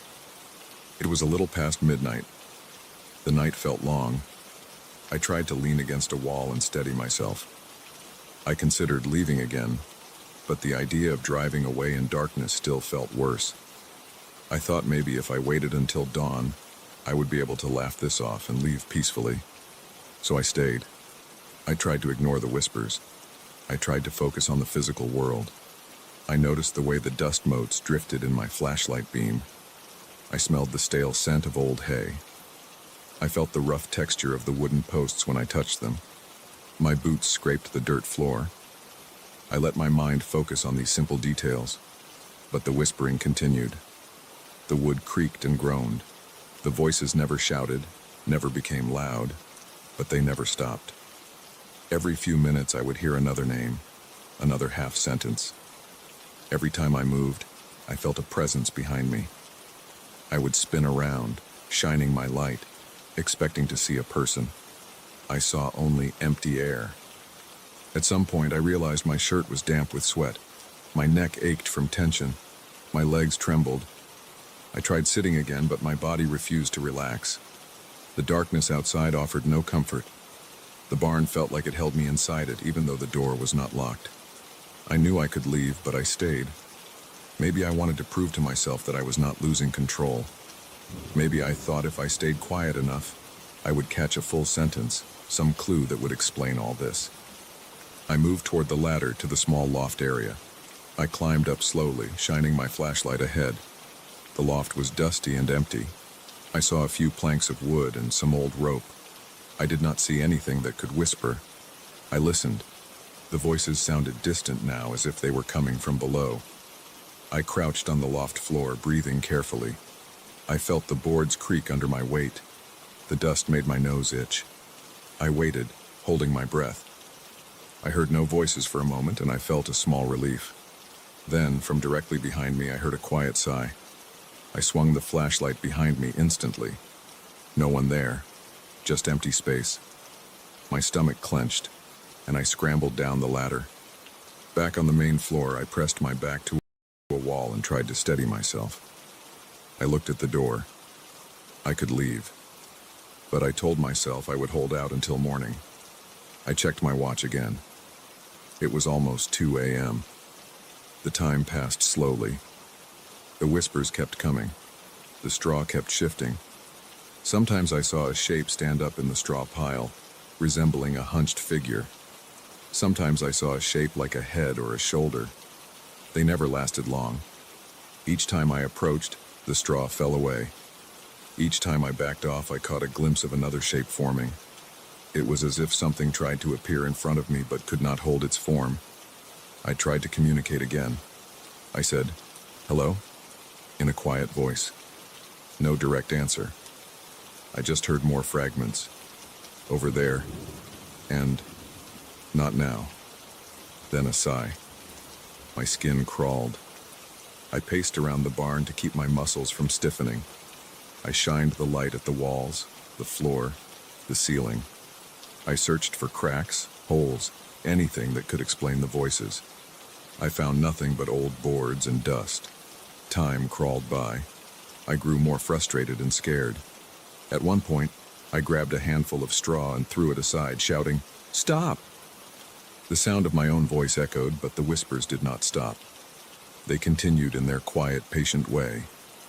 Names drifted through the air. Short phrases, meaningless instructions, random remarks. The shapes in the straw formed and broke apart. The wood creaked, sometimes sounding almost like laughter, sometimes like sobbing. My body felt drained. I realized I would not sleep. I tried to sit anyway, leaning against a post, keeping my flashlight on. Each time I started to relax, I heard another whisper right next to me. It was never loud, never long enough to be understood, just enough to keep me on edge. Eventually, I saw a faint light through a gap in the boards. Dawn must have been approaching. I felt some relief. I stood up and stretched. My shoulders hurt. My mouth felt dry, and I sipped the last of my water. The voices did not fade completely, but they seemed less frequent. I still heard them, but they felt weaker somehow. As the morning light grew stronger, I pulled the door open again and stepped outside. The air smelled fresher. I could see the fields and the outline of distant trees. The barn stood silent behind me. I walked around it, looking at its walls. They were just old planks. The roof looked normal in daylight. The straw inside was just straw. There were no footprints, no signs of anyone else. I stood there for a few minutes, breathing the cool morning air, trying to gather my thoughts. I did not understand what happened that night. I did not know what those voices were or what made the straw move. I only knew that I felt suffocated inside that barn when darkness fell. I felt like I was never alone, even though I saw no one. I could still remember the faint sound of names and random phrases and the sensation of something just behind me. I walked back in and grabbed my bag. I did not want to stay another night. I carried my things out, locked the barn's padlock, and got into my truck. My hands still shook. My forehead felt damp. I started the engine and drove away, leaving the barn behind me. As I drove, I kept glancing in the rearview mirror, expecting to see someone standing there. But I saw nothing, just the empty road and the silent fields.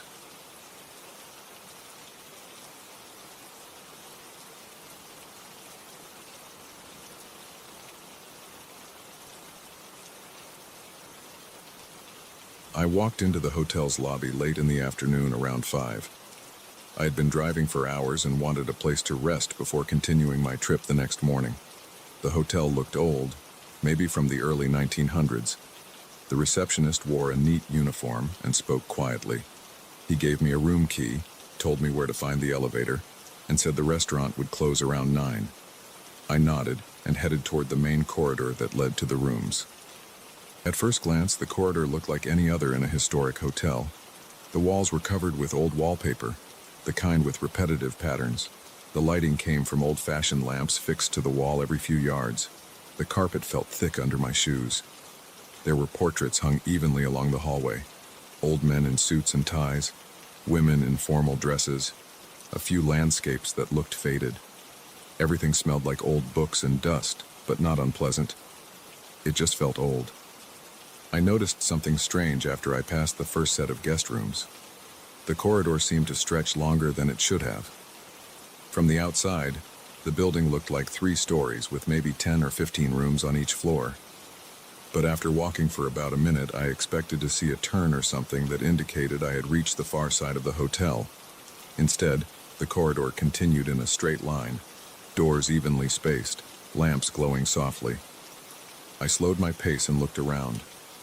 The corridor was quiet. I could only hear my own breathing and the soft sound of my footsteps. I turned and looked back toward the lobby. I expected to see the reception desk at the far end, but all I saw was more corridor behind me. I frowned, took a few steps back in that direction, and stopped at a door on my left. I pressed my ear against it. There was a dull sound coming from inside, like a distant hum. I tried the handle, but it was locked. The door looked like a regular wooden door with a small brass knob. When I let go, I noticed that as soon as I stepped away, the hum stopped. I moved to the door across the hall. I listened again. This time, I heard a faint tapping, like someone lightly knocking on a table. I tried the handle, locked again. I took a deep breath and decided to return to the lobby to ask the receptionist if I was on the right floor. I turned around and walked in the direction I came from. I walked for a good 30 seconds and saw nothing change. There were just more doors, more lamps, more old wallpaper, more portraits. I stopped and checked the doors again. Different doors now made different sounds. One door made a faint scraping sound when I pressed my ear against it. Another emitted a soft, low buzzing. Another was completely silent. I touched the wallpaper, trying to see if there was a hidden seam or a door disguised in the wall. It felt dry and rough. I tried to pull at the portrait frames. They were fixed firmly. The lamps were all the same style, all producing a weak yellow light. The corridor temperature felt steady. There was no draft. I couldn't see any windows. I walked faster, heading back in the original direction of my room's location, hoping to see a door number that matched the one on my key. The key had a brass tag with a room number etched on it. It said 214. I started looking at the small plates next to the doors. They had no numbers. They were blank. I moved from one door to the next, checking them carefully. All blank, no room numbers. I looked over my shoulder again. The corridor looked the same in both directions. There was no sign indicating or stairs. My heart rate increased. I could feel my pulse in my neck. I tried to stay calm, but my breathing got heavier. I told myself to keep moving. Maybe I missed a turn. I walked on, counting doors as I passed them. After passing about 10 doors, I came to a slight curve in the corridor. It bent to the right. This surprised me because from the outside, the hotel looked rectangular. I followed the curve. After turning the corner, the corridor continued straight again. But now the portraits were different. I recognized one I had seen before, the face of a man with a thick mustache.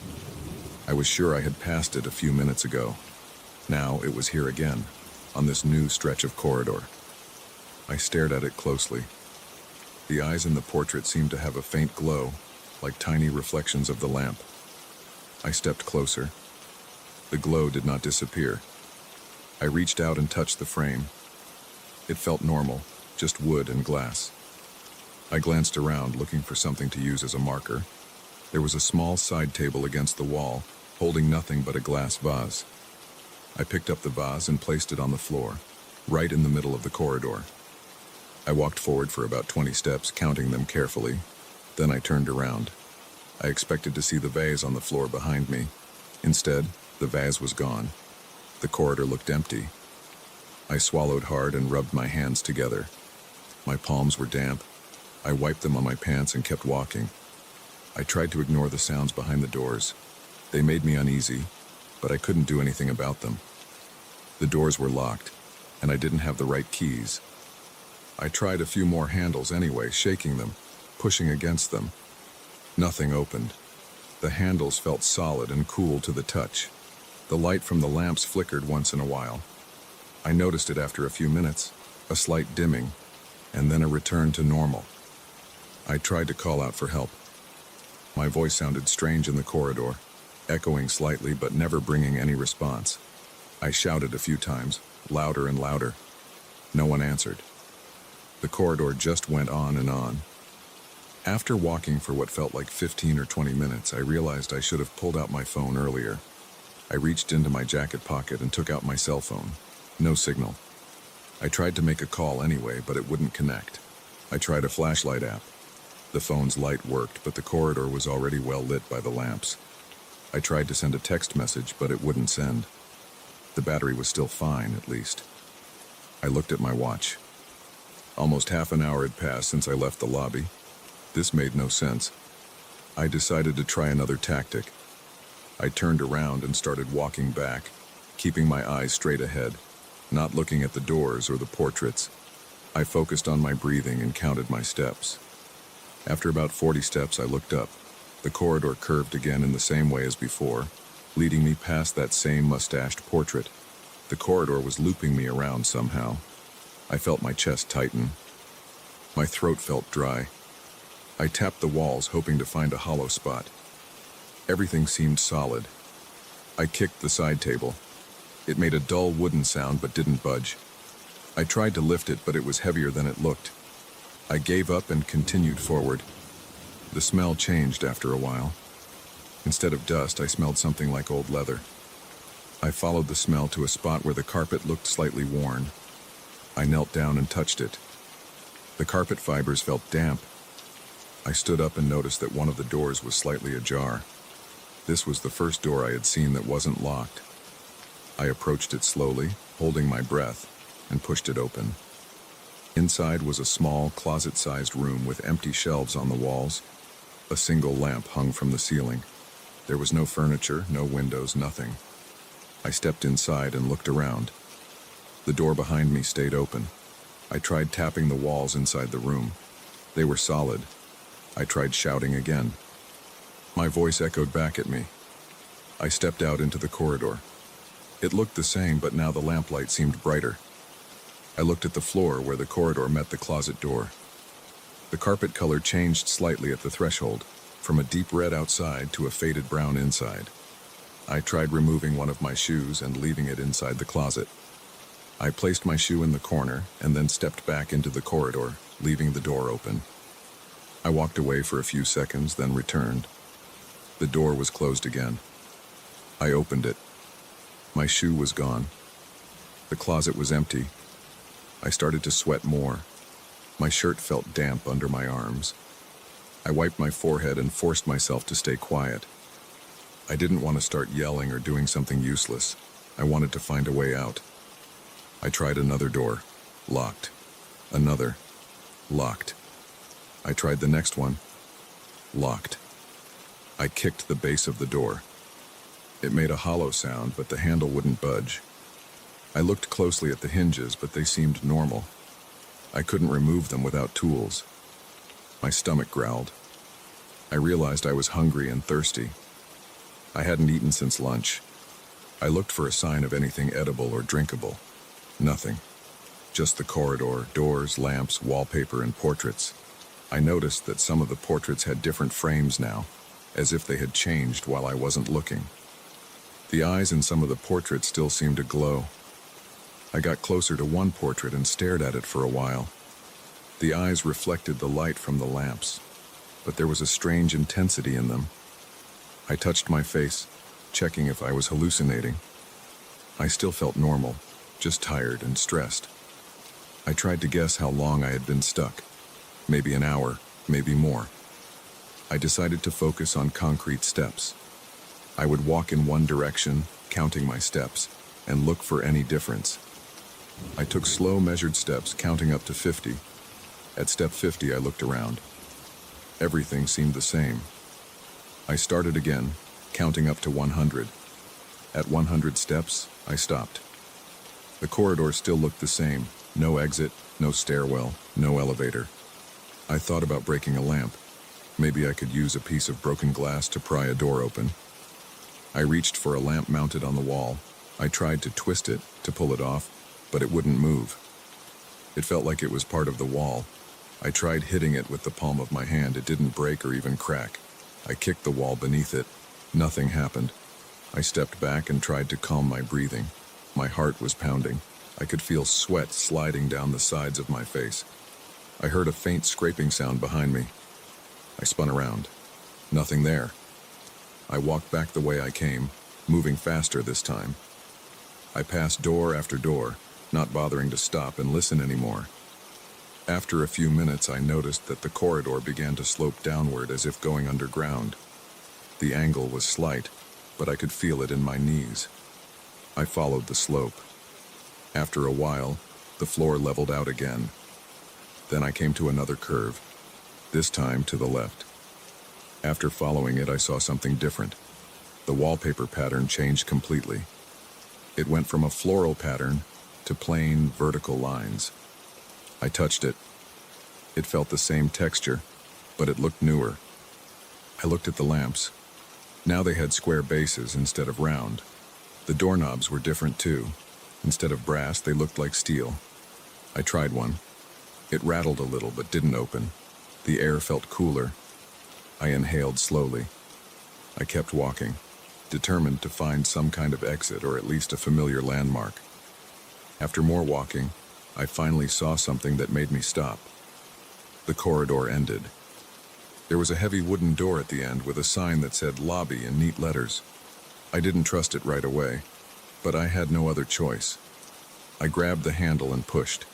It swung open smoothly. I stepped through and found myself back in the hotel's main lobby. The lobby looked exactly the same as before. Same receptionist behind the desk, same front doors, same chairs and tables. I turned around and looked behind me. The corridor looked normal now. It was just a short hallway leading to the elevator and the guest rooms. No endless line of doors, no strange curves. My heart was still beating fast. I wiped the sweat from my forehead and approached the receptionist. He looked at me calmly. I asked him about the corridor. He just smiled politely and said everything was fine, that maybe I was tired. I looked back at the corridor again. It looked completely normal, only a dozen doors or so, and I could see the door with my room number at the end. I looked at my watch. Less than an hour had passed since I arrived. I said nothing else to the receptionist. I walked to my room and opened the door. The room looked ordinary. A bed, a table, a chair, a window with a view of the street outside. I checked my phone. The signal was back. I tossed my jacket on the bed and sat down, catching my breath. My shirt stuck to my back. My legs felt tired. I decided to stay in the room, lock the door, and rest. I looked out the window. The sky was getting dark. I told myself I would leave first thing in the morning, no matter what. I wanted to get far away from that corridor, and I never wanted to ask about it again. I just wanted to sleep and forget the whole thing.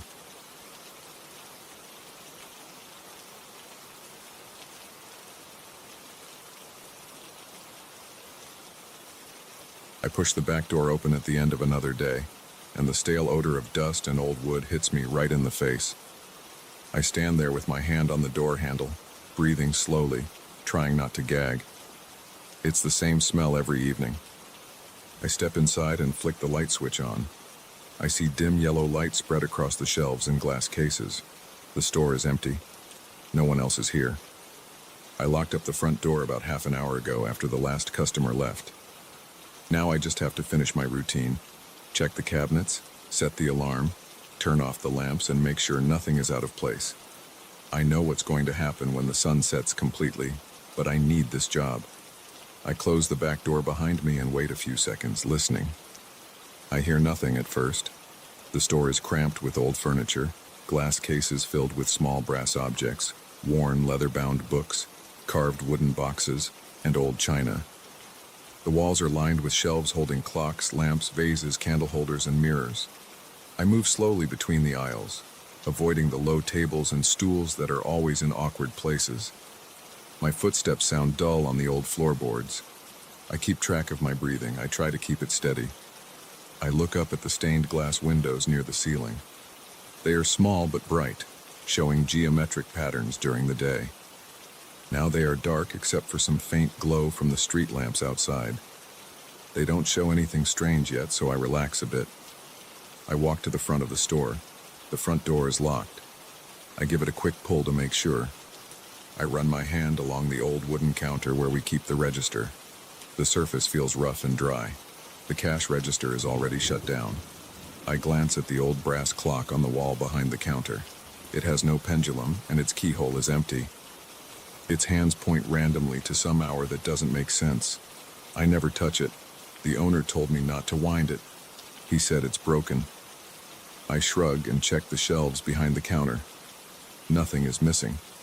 Everything looks fine. I realize the street outside is getting darker. The sun must be almost gone. I walk back toward the center of the store. The floor creaks under my boots. I know that soon the floorboards will start making patterns of sound. It's not random. The first time I heard it, I tried to ignore it. That never helped. I just need to do my tasks and get out. I head to a tall wooden cabinet on the left side of the store.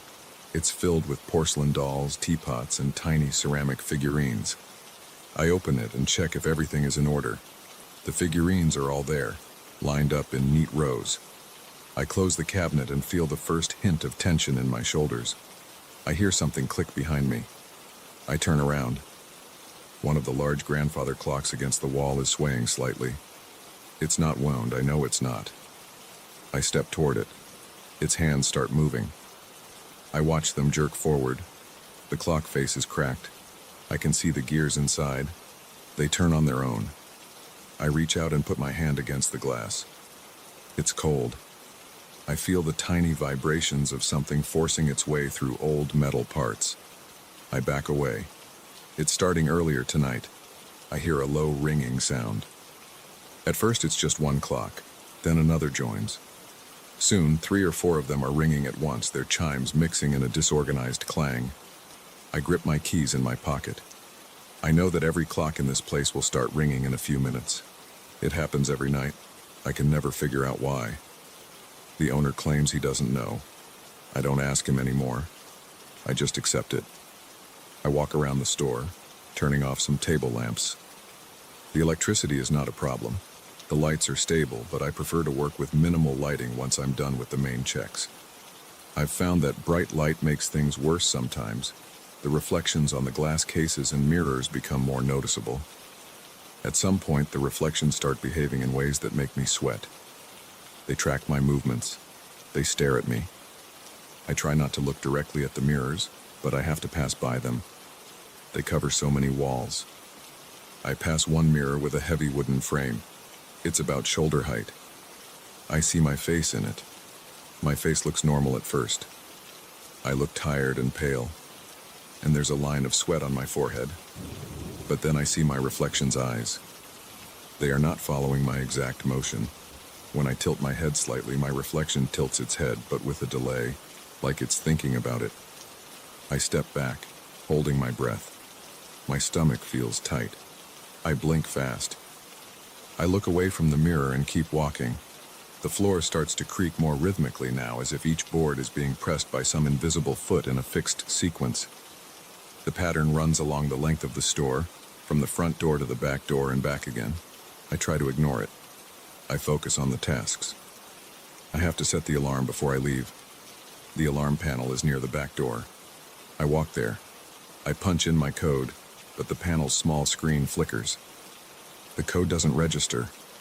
I try again. The panel gives a faint beep, then goes blank. I feel my heart beating faster. Without the alarm set, I have to explain to the owner. He will ask questions I don't want to answer. I push the panel's buttons harder. Still nothing. The clocks are ringing louder now. I hear their metal clang behind me. I feel the vibrations under my feet. I turn around and see the aisle full of old clocks rocking on their shelves. Some are small mantel clocks, others are large grandfather clocks.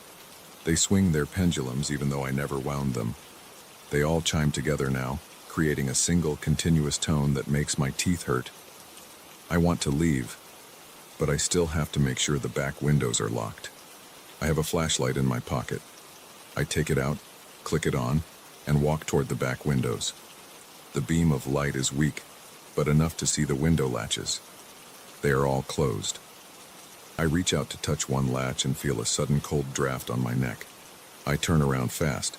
Behind me there's a section of the store with stained glass panels on the upper parts of the walls. They were dark before. Now there's a faint glow behind them. I see shapes forming in the glass. The colors twist into vague human-like faces. They have wide mouths and misshapen cheeks. Their eyes are empty holes. They grin. They don't move. They just stare. I breathe through my mouth, trying not to make noise. My legs feel weak. My hands shake.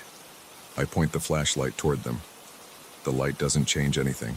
They stay there, frozen in place, staring with those empty eyes. I swallow hard and turn away. I can't do anything about them. I move along the back wall, checking each window latch. My flashlight shakes in my hand. I notice my knuckles are pale. The floor creaking is louder behind me. The pattern repeats like a loop. Creak, pause, pause. I ignore it. I reach the last window and see my reflection in the glass. It's just a faint reflection, but enough to see my own eyes. They look wide and scared. I notice my reflection's head turn slightly before I move mine. That's enough for me. I step away from the window and walk quickly toward the front of the store. I almost trip on a low stool. I kick it aside and it scrapes against the floor. The sound is sharp. The clocks ring again all at once, loud and clear. I cover my ears for a second, grit my teeth, and force myself forward. I reach a set of mirrors on one wall. They are arranged in a row, each with a different frame: gilded wood, chipped paint, iron, and brass. I can't avoid looking at them because they reflect the path to the exit. I see myself from different angles. In one mirror, I stand straight. In another, my reflection's head tilts to the side. In another, I see my reflection's eyes locked on me, not blinking. My throat feels dry. I try not to think. I step forward. My reflection in one of the mirrors just watches me. Its mouth is shut tight and its eyes are wide open. It looks like a statue. I raise my hand to my face. My real hand moves normally, but in one mirror, the reflection's hand moves slower, trailing behind. I try to ignore it. I keep walking. I see the front door ahead. It's my only way out. I can't set the alarm, but I can lock the door behind me and leave. I just have to finish the nightly checklist. I realize I forgot to check a small glass case near the center aisle. I hesitate. If I don't check it, I might be blamed for anything missing. I bite my lip and turn around. I walk back, passing the mirrors again. The reflections still move strangely. I feel sweat running down my back. My shirt sticks to my skin. The air smells musty. I taste dust in my mouth. I stop in front of the glass case. Inside are old brooches, pins, and pocket watches. I bend down and shine my flashlight inside. Everything is there. I see a few watches with long-dead batteries, but they tick now, faintly. I squint and watch their tiny hands move in unison. This makes my legs feel weak again. I stand up straight. I hear the floor creak behind me. I feel like something is leaning over my shoulder, but I don't see anything when I turn around. Just shelves and cabinets in dim light. The stained glass faces are still there, grinning. I see them out of the corner of my eye. I need to leave. I walk toward the front door. As I pass one of the large mirrors, I hear a faint scraping sound. I stop and turn to look. The mirror's glass is clean and shows my reflection, but my reflection isn't copying me now. It stands still while I lean in. I breathe slowly and see my reflection's chest not moving. Its eyes look right at me. I raise my hand. The reflection raises its hand after a pause. I lower mine. It lowers its after another pause. My heart pounds. I step back. The reflection steps back, but not in sync. Its movement lags. I walk away, not looking back. The floor creaks in the same pattern, but it feels louder now. I reach the front door and grab the key from my pocket. My hand is slippery with sweat. I unlock the door, pull it open, and step outside. I feel cool night air on my face. It's quiet out here. I turn around and look back into the store for a second. The inside looks calm and still. The clocks are quiet now. I hear no chimes. The stained glass panels look normal. No faces. The mirrors reflect the interior without delay. Everything is as it should be. I lock the front door carefully, testing it twice to make sure it's secure. I walk away, my legs feeling heavy and my stomach twisted. I wipe my forehead with my sleeve and keep going until I reach my car. I sit in my car for a moment and breathe. My shirt is damp. I can't calm down easily. I look at my hands on the steering wheel. They are shaking. I don't know why this happens every night. I can't talk to anyone about it. I can't risk losing this job. I just have to do it again tomorrow. I start the engine and pull away from the curb. In the rear view mirror, I see the store's sign fading behind me. It's just an old building with antiques. Nothing special. But inside, after dark, everything changes. I don't understand it. I know I never will.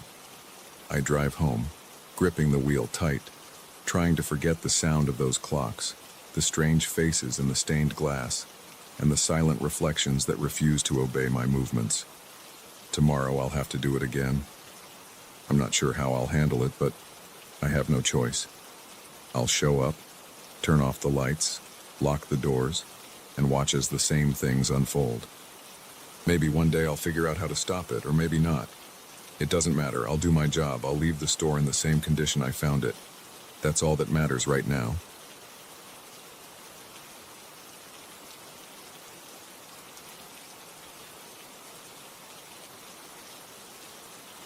I drove into that mountain range on a Friday afternoon after hearing about some good fishing spots from a coworker. He told me about a stream where trout supposedly gathered near a small clearing in the middle of a dense patch of forest on a steep slope. I followed his directions as best I could. The drive was rough, the roads got narrow, and after a while I was barely following a faint trail meant for old trucks and off-road vehicles. By the time I parked, the sky was turning gray. I walked about an hour through thick brush, found a flat area that looked good enough to set up my tent, and planned on waking up early to fish.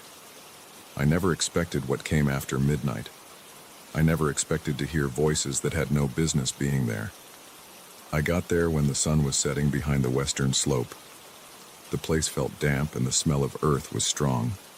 There were ferns, mossy tree trunks, and a layer of leaves that stuck to my boots. The clearing was small, just enough space for my tent and a makeshift fire pit. Trees rose all around, tall and packed, forming a wall of dark silhouettes. Visibility was low, and as soon as I set down my pack, I noticed a creeping fog. It wasn't just morning mist or a bit of moisture in the air. This fog had a thickness to it.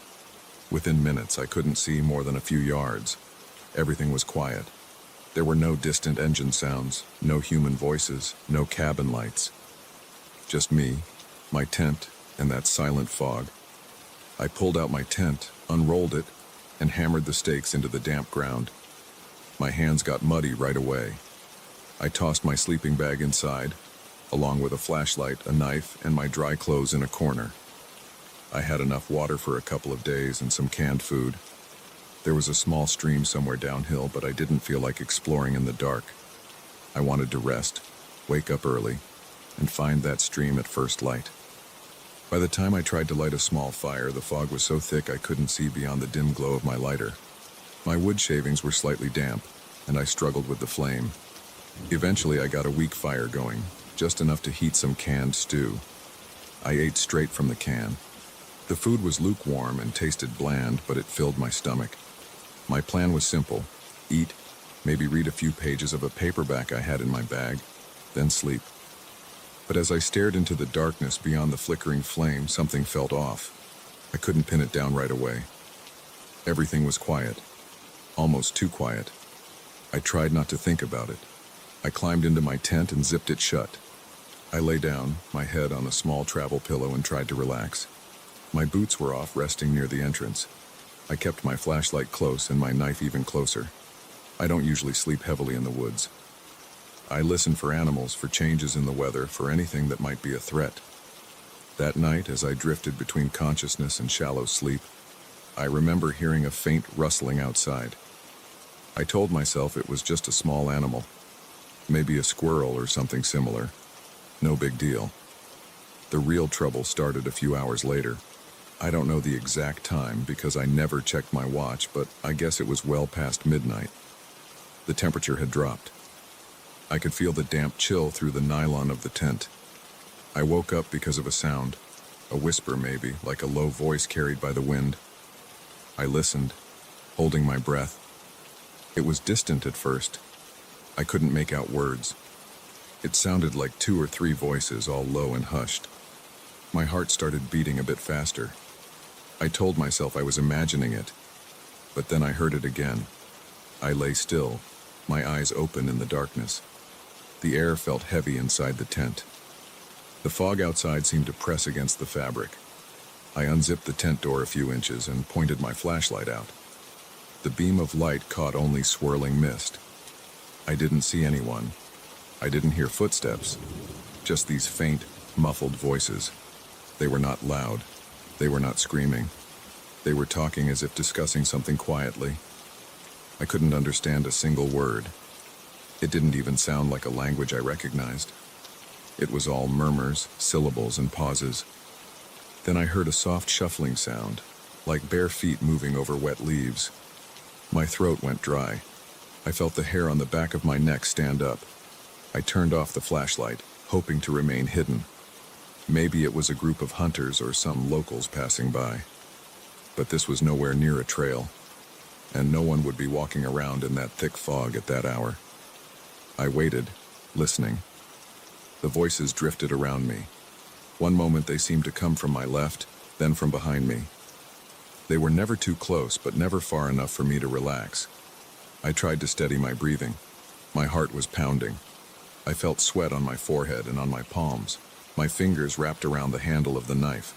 I was ready to yell, to shout at whoever was out there, but I held back.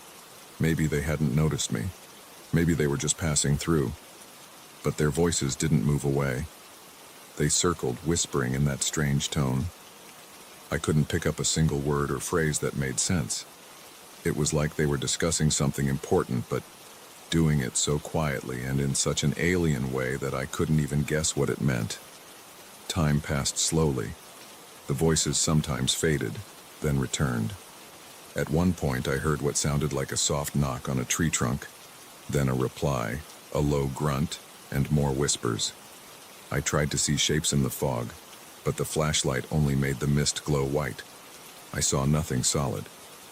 No outlines of people, no animal eyes reflecting the light, just that thick, oppressive haze. I wanted to leave right then. I wanted to pack my gear and get out. But where would I go in the dark, with no trail, with that dense fog blocking my view? I'd probably stumble downhill and hurt myself. I thought about staying quiet until morning. The idea of waiting there, exposed and surrounded by these invisible voices, made my stomach turn. But I had no choice. I decided to remain still and hope they would go away. Minutes stretched into what felt like hours. My chest tightened every time the voices returned. Sometimes I heard soft breathing, like someone leaning close. I would jolt and shine the flashlight in that direction, but always saw only the pale void of the mist. I tried calling out once. I said, "Hello? Who's there?" My voice sounded weak and shaky. The whispers stopped for a moment. Silence pressed down on me. I thought maybe that did it, maybe they left. But then I heard them again, quieter this time, as if mocking me, staying just out of reach. My gut told me these weren't normal people. They never laughed or raised their voices. They never cursed or said anything recognizable. There were no coughs, no sneezes, no sounds of gear or clothing rustling. Just those low whispers and faint shuffles on the ground. I kept imagining them crouching behind trees, peering through the fog, observing me, deciding what to do. Yet they never attacked, never tried to open my tent or steal my belongings. They just existed there, circling, talking in their strange way. My legs felt cramped. My neck hurt from lying stiffly.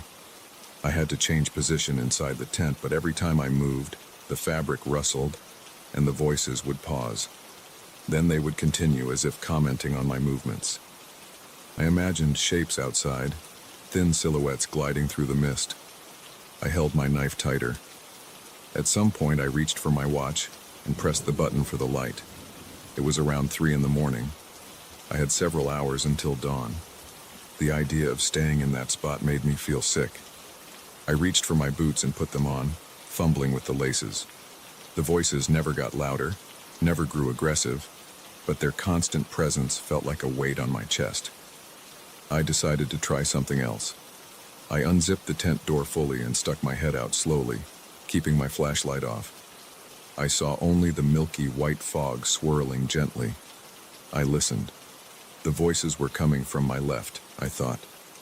I turned my head, but there was nothing there. The ground was muddy, covered in leaves. I expected to see footprints or disturbed earth. Nothing.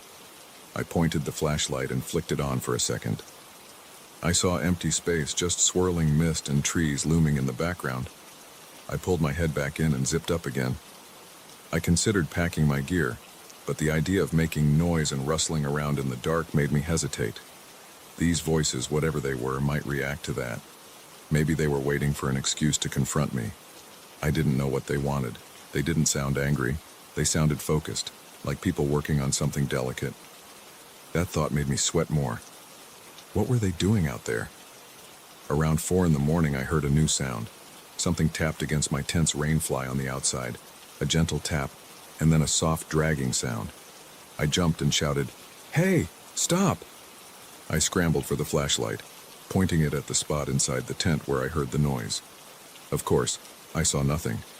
The outside remained hidden behind the tent walls and the fog. The voices murmured in response. I clenched my teeth so hard my jaw hurt. I stayed still again. My skin felt clammy. I was breathing through my mouth. Every few minutes the whispers changed patterns. Sometimes there were two voices, sometimes three or four. They rose and fell in pitch, but never got loud enough for me to identify any words. It was like listening to a strange radio transmission through heavy static. The lack of any concrete sign of who or what they were messed with my head. I kept expecting them to vanish, to leave me alone, but they didn't. I focused on my watch, waiting for the minutes to crawl by. I knew that once the sky brightened, the fog might lift, and I could find my way out of there. Maybe the voices would stop at dawn. I forced myself not to panic, just to endure. My muscles were tense, my shoulders stiff. I could barely swallow.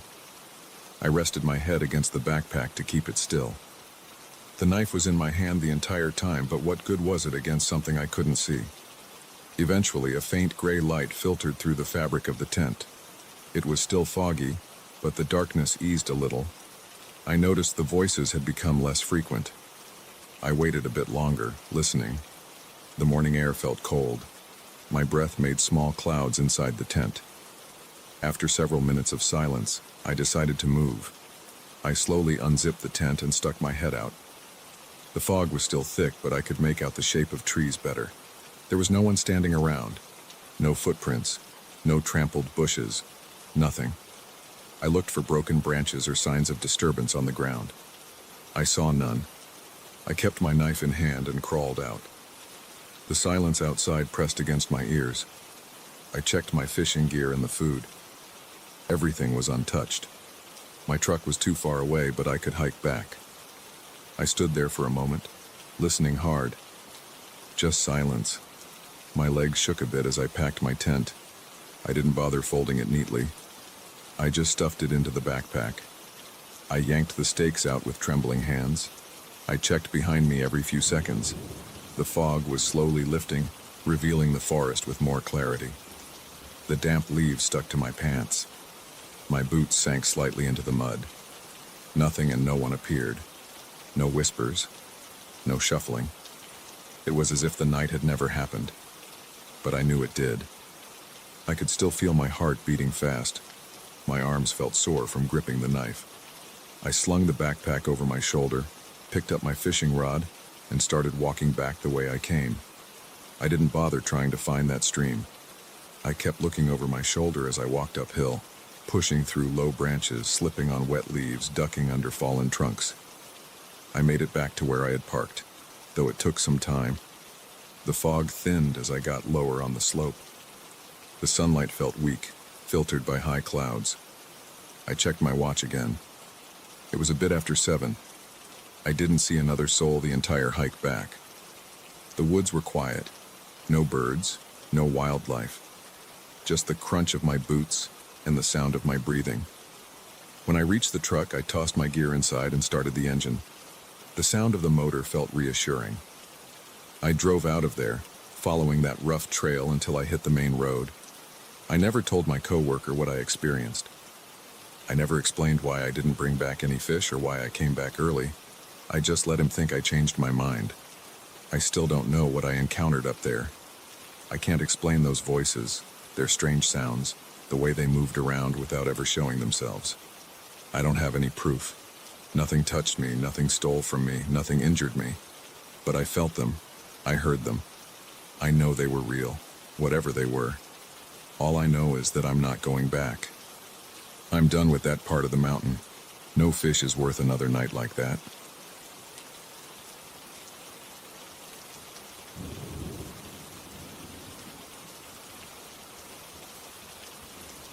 I took this job because I needed the money, and the owner promised a good paycheck if I stayed for a week.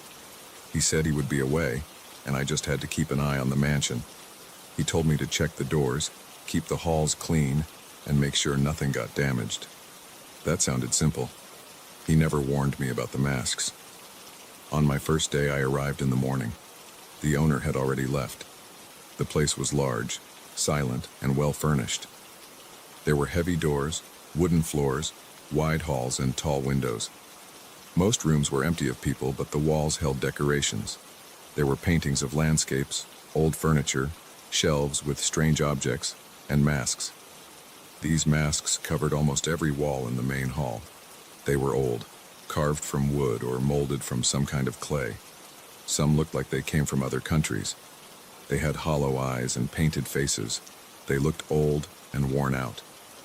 I started my routine by walking through each room. I tested the locks, dusted a few surfaces, and made sure no windows were broken. The place was quiet. I tried to ignore the masks, but in the main hall I felt like they were staring at me. When I passed by them, I felt something in my stomach tighten.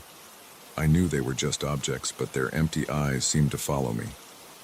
The hall had about 20 or 30 masks on the walls. Some were big, some small. They hung in rows and clusters. I tried to focus on work. I swept the floor, arranged a few chairs, wiped a table. I kept looking over my shoulder. The masks stayed still. After I finished, I decided to take a short break. I walked out of the main hall and went to a side corridor. It had a few windows and a bench. I sat there for a minute to calm down. I thought about going back in and checking if the masks were still the same. I laughed at myself for even thinking they would move. When I returned to the main hall, I froze. The masks were not in the same positions. I saw two masks that I could have sworn were near the fireplace, now hanging closer to the door. One of the larger masks, which was on the left wall, seemed lower and tilted. Another mask on the right looked like it was now facing slightly downward, as if watching me from above. I stood there, feeling my heart pound. I kept looking around, trying to see if maybe I had just remembered wrong. I was pretty sure I had the right impression before. I thought maybe I was tired. I tried not to panic. I checked the hooks on the wall. They looked solid. I touched one mask. It felt like old wood. It was cool and rough. The mask did not move when I touched it. I decided to leave the hall again, walk around, and come back. I wanted to test this strange feeling. I took a quick walk to the kitchen. It was empty. I opened the door to the backyard to let some air in. It was a cloudy day. No one was around. I returned to the main hall after a few minutes. The masks had changed position again. This time, 3 masks on the far wall were all angled at the same tilt, as if leaning to one side. Another mask, one with red paint around the eyes, now seemed closer than before. The hooks were not aligned like I remembered. It was as if the masks had shuffled themselves around. I felt sweat forming on my forehead. My fingertips felt numb. I walked slowly around the hall, watching these things from different angles. I said out loud, "What the hell is going on?" I got no answer, of course. I listened carefully. The house was quiet. I heard only my own breathing. I checked the doors again, all locked, windows closed. The masks made no sound. They were still just hanging there. I thought about leaving the mansion, but I had a job to do. I needed the money, and I was not about to run off because of some weird feeling. I decided to ignore the masks. I went upstairs to check the bedrooms. There were no masks in the bedrooms. Everything there was normal. I felt safer upstairs. I dusted a few surfaces, checked the bathrooms, ran the water to make sure the pipes were fine. Nothing strange happened there. After maybe an hour, I headed back down. The main hall waited for me. I told myself that I would just pass through quickly and go do something else. But as soon as I entered the hall, I noticed it again. The masks had changed. This time, some were arranged in a way that reminded me of faces making expressions. One mask, with a large forehead and small chin, was tilted downward, right over another mask with a larger chin. Together, they seemed like they were forming some odd pattern. Another group of masks on the opposite wall seemed closer to the floor. It was as if they had tried to line up and watch me at my own eye level. I felt a chill on my neck. I started breathing faster. My hands were shaking. I walked up to one of the masks and grabbed it. I pulled it off the wall. The hook slipped out easily. as if it was never firmly attached. I held the mask in my hands. It felt normal. Old wood, chipped paint. I placed it on a table. I wanted to see if that changed anything. If I left it there, maybe I could catch something when I came back. I took another mask down and placed it next to the first one. I did this to a few masks, trying to break whatever arrangement they were forming. After rearranging about 6 masks, I took another short break. I walked to the front door, made sure it was locked, then walked to the library. The library had no masks. It had shelves full of books, a desk, and a few chairs. I opened a window and took a deep breath. I checked my phone. No messages, no calls. The owner had told me not to worry, just to stay and keep the place in order. I wanted to call him, but I felt stupid. What would I say? That his masks were moving around? I decided to return to the hall and look closely. Maybe I would find a string or some mechanism. When I got back, the masks I had placed on the table were gone. They were back on the wall. Not in the same positions as before, but back on the wall. I felt my stomach turn. I stepped back, bumped into a chair, and almost fell. I looked at the other masks. They seemed to have moved again. One that was near the door was now facing it directly. Another was hanging closer to a lamp. I could see scratches on the wall where they had moved. It was clear they were not just shifting slightly. They were relocating themselves entirely. I tried to think of a reason. Maybe someone else was in the mansion. Maybe a secret passage allowed someone to mess with me. I decided to search the walls. I tapped the panels, pulled on shelves, looked behind curtains. I found nothing. There were no loose floorboards. The windows were locked from the inside. No footprints. Nothing. The hallway outside was empty and silent. I turned back to the main hall and watched the masks from the doorway. I stood there for a long time, just watching. They did not move while I watched. They just hung there, silent. Their empty eyes faced me. I stepped out of the room, waited a minute, and quickly popped back in. I caught a glimpse of movement. I saw one mask's position change as soon as I appeared, like it had tried to settle back in place. I stepped forward, reached out to touch it again, but as soon as my hand came close, it was perfectly still. I felt my heart beating hard. My mouth was dry. I wiped sweat from my upper lip and tried to calm down. I needed to think straight, but my mind was racing. I was alone in a house with masks that should not be moving, but they were. I tried to avoid looking at them directly. I turned my back for a moment, then spun around fast. Again, they had altered their arrangement slightly. I could not catch them in the act of moving, only find them in new positions whenever I wasn't looking. I decided to spend as little time in the main hall as possible. I moved to the kitchen, found a bottle of water in the fridge, and drank it. The water was cold. My hands shook while I held the bottle. I kept thinking about the masks. I tried to focus on my breathing. My only plan now was to get through the day and leave in the morning. I was supposed to stay for a week, but I was not sure I could handle one full night. I paced around the kitchen, trying to calm my nerves. After a while, I grabbed a broom and returned to the main hall. I pretended to be working. I swept the floor slowly, keeping my eyes on the masks. They did not move while I stared directly at them. They just hung there, pretending to be harmless decorations. I walked backward, never taking my eyes off them until I was at the doorway. Then I stepped out and in again. This time I caught them in a slightly different angle. They were playing with me, reacting to my absence and presence. I tried removing more masks from the walls, placing them on the floor. Every time I returned after leaving the room, they were back on the walls. I tried stacking them in a corner. When I came back, they were spread out again, each hung neatly but in a new pattern. I never heard a sound.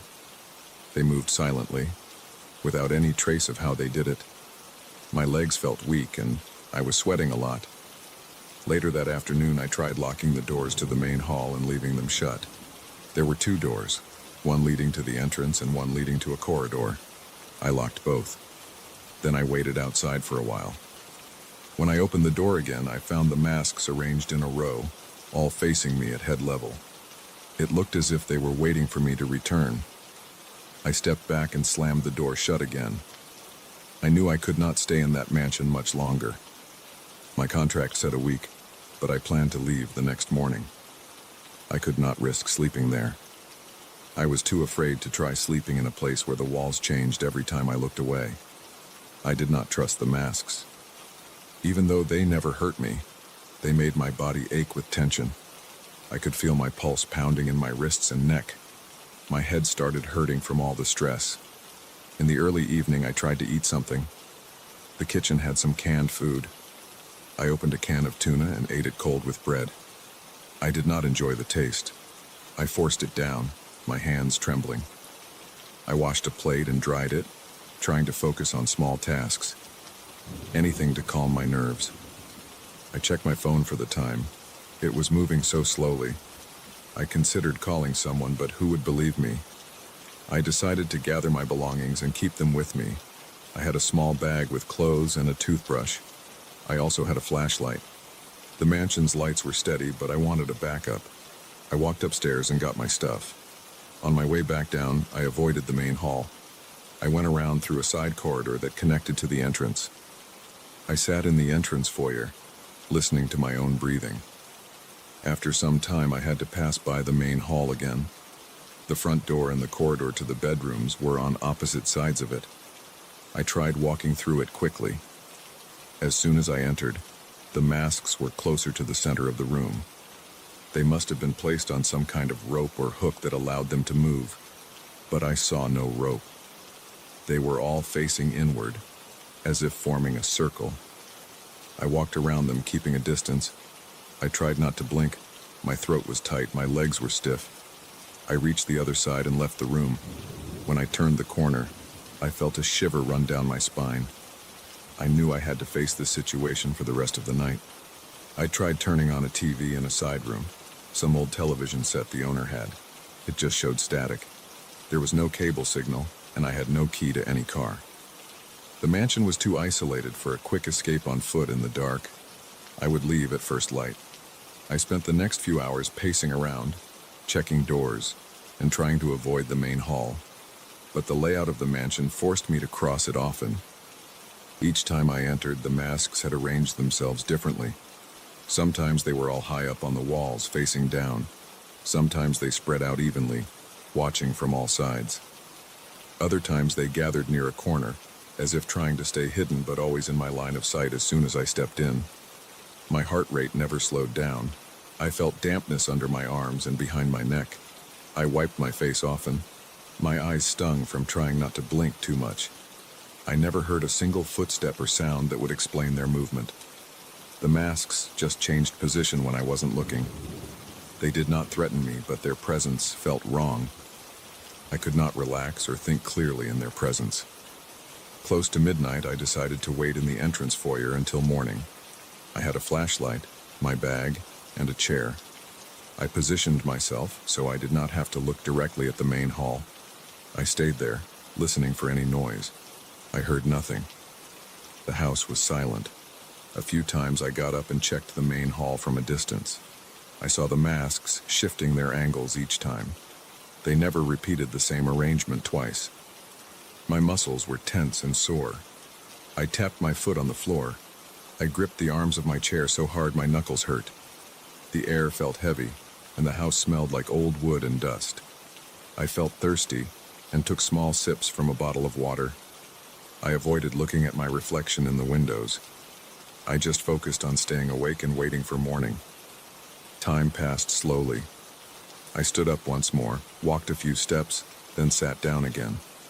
I did this many times. The only way out was through the main door, but I did not want to run into the night and get lost. I waited, checking my phone now and then. The battery was low. The darkness outside was complete. I had no choice but to stay. I tried to keep my mind blank. If I thought too much, I would panic. I looked at my shoes, at the floor, at the empty foyer.